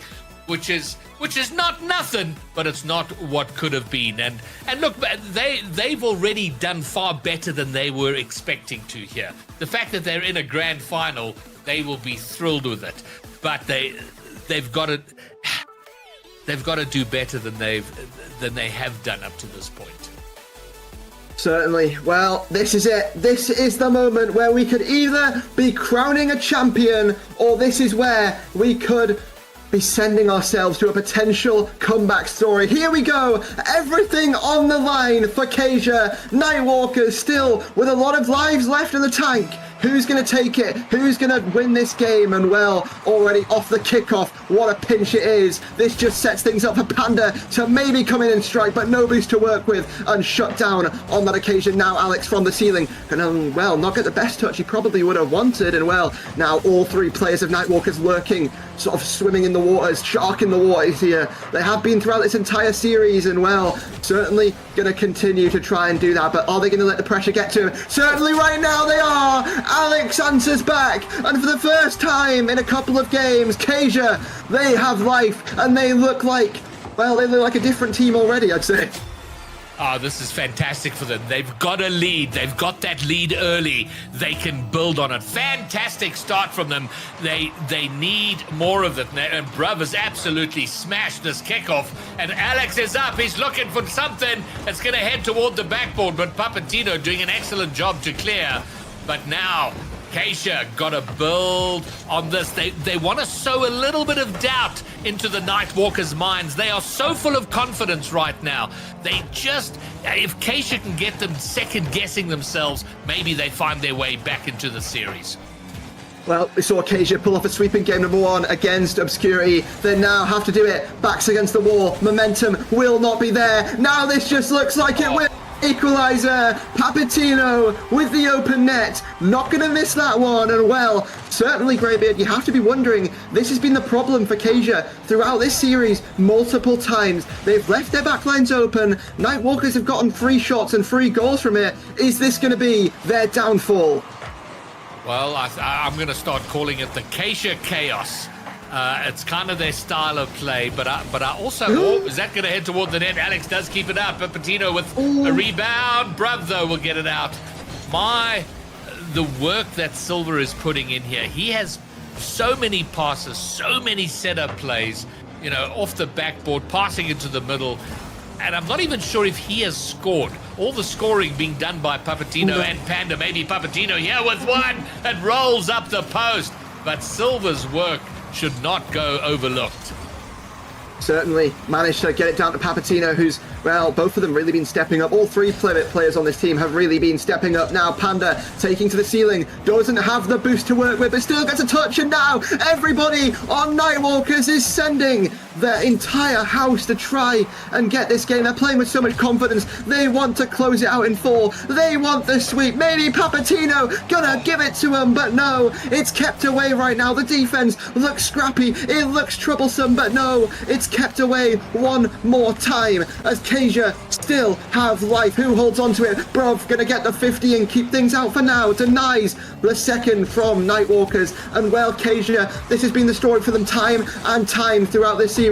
They start well, they are not able to finish well. Can they turn the tides in the most crucial point in a series? The bump comes through, the shot not there though, it's kept out again. And well, Kasia, they're hanging on by a thread. The double commits, everything is coming through from them, but they're somehow managing to hold on here. All right. Oh, the demo wide open, and Silver once again doing his work with the demo. It opens up the lines, and they could have scored there. They don't take advantage. They don't take a lead. Silver now will have a crack himself toward the net, but it's sails wide. But their pressure, the physical play, keeping the pressure on Kasia.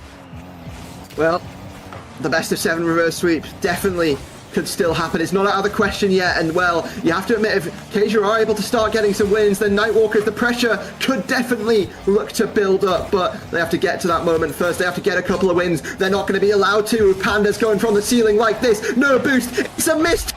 That costs them dearly, and Silver drills it home for potentially the final time in this series, the final time in Season 2 of SSA Rocket League here in the, well, in the Prospect Division. And well, Kasia, this is where you have to ice up. You have to come in clutch. Alex gonna try to be that player. Well, certainly taking it through the skies. A missed touch. Could this be the opportunity? It drops down. Who's there? And the follow-ups, the team play. This is another problem for them. They just haven't been there. They're getting the right touches in the right direction, but there's no one there time after time to capitalize on it.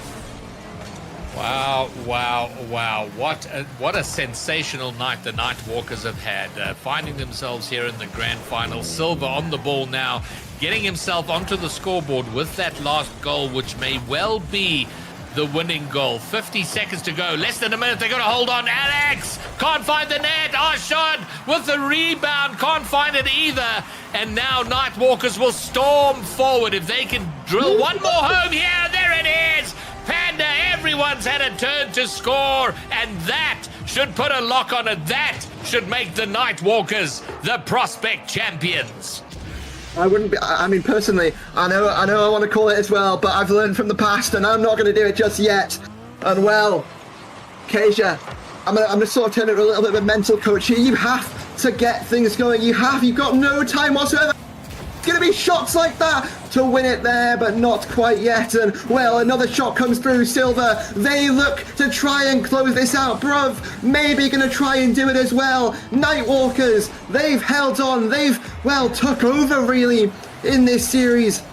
And they look to close things out in a 4-0 fashion. 15 seconds. Papatino going to try and just delay the inevitable here on the Coliseum. It's a grandstand finish for Nightwalkers as they cruise their way to an SSA RSC Championship in the prospect tier. And well, Greybeard, you have to say at this point, I'm brave enough to say it now, this is it. It is over. The seconds will tick down. Kasia, they fought well throughout this tournament. They probably, to most people's standards, shouldn't have even been here. But at the end of the day, it's all said and done. A domination puts Nightwalkers as the prospect tier champions here, and they win it all. Well, it is been a wonderful couple of days for Papito, whose team in the RLCS, Vendetta Esports, made it through to the Swiss stage, the top 16. So he's feeling pretty pumped about that. And now he's part of the prospect tier grand champions. They are the champions of the prospect tier. And of course, Silver, as the franchise owner, must be feeling amazing seeing his team, his franchise, taking it all. Well, certainly the players have got to be so proud of themselves. Even Kasia, to even get to that point, a lot of people doubted them, even myself at the start of this day. And then I went to predict them, and then it all went wrong. Yeah, they may well have taken that prediction rather personally. So yeah, well, you were wrong twice. I was wrong once. But either way, we do have to give a bit of a shout out to Kasia on getting as far as they did. I mean, they were rank outsiders, found themselves in the final, but just ran into what seemed to be tonight an unstoppable Nightwalkers team. Absolutely, certainly the case. And well, that Nightwalkers team, absolutely incredible to even get to that point. Maybe a lot of people were looking at those top twos, looking at the teams awaiting the matches in those semi-finals. Well, they were both shut down, and at the end of the day, it was those two teams who came in from those play-ins who actually managed to get to the grand final. And well, at the end of the day, it was Nightwalkers who were able to do it. And I mean, what a great storyline it's been, right, Greybeard? And congratulations to Papito, their series MVP, having himself a fantastic time. But just as a unit, they looked good, and I was incredibly impressed at their discipline as a unit in terms of how they rotated, how they positioned themselves, and it was defensive. It was their positioning and rotations were very defensive, and it seemed to me a very deliberate choice and decision to do that, and it just worked fantastically for them here in the grand finals, in their semi-finals. So they will take the lion's share of the prize pool. Prize pool is paid to first and second. It's almost winner takes all. $1,500 to the Nightwalkers, $750 to Keisha. And there we go. And Hodge, we are only 25% of the way through the playoffs. Prospects are done. Tomorrow, we tackle rivals. We find the rival tier champions. Certainly, Rivals is tomorrow, and yes, our predictions, Greybeard, they might have not been perfectly correct. Mine were utterly shambolic, I have to say, today. But we've still got plenty of chances to turn things around. Like you say, so do all these players. Rival tier is tomorrow, and we're starting things off with Xanthro versus Momentum here on the SSA RSC stream. So, I mean, come here tomorrow at 7 p.m, and, well, you're not going to want to miss it. It's going to be a great day of action, a great day of Rocket League, in fact. And, well, I want to see every single person watching the stream right now here in the chat ready for the action tomorrow. It's been a really fun day of action here. I want to thank you, Greybeard, for coming on here, and all the other casters here as well. It's been a pleasure to cast alongside everyone, and, well, hopefully we'll see you all very soon. So, yeah, it's been a great day of action, and, well, we hope for more throughout the week. But, yeah, good night, everyone. Thanks for watching. Peace.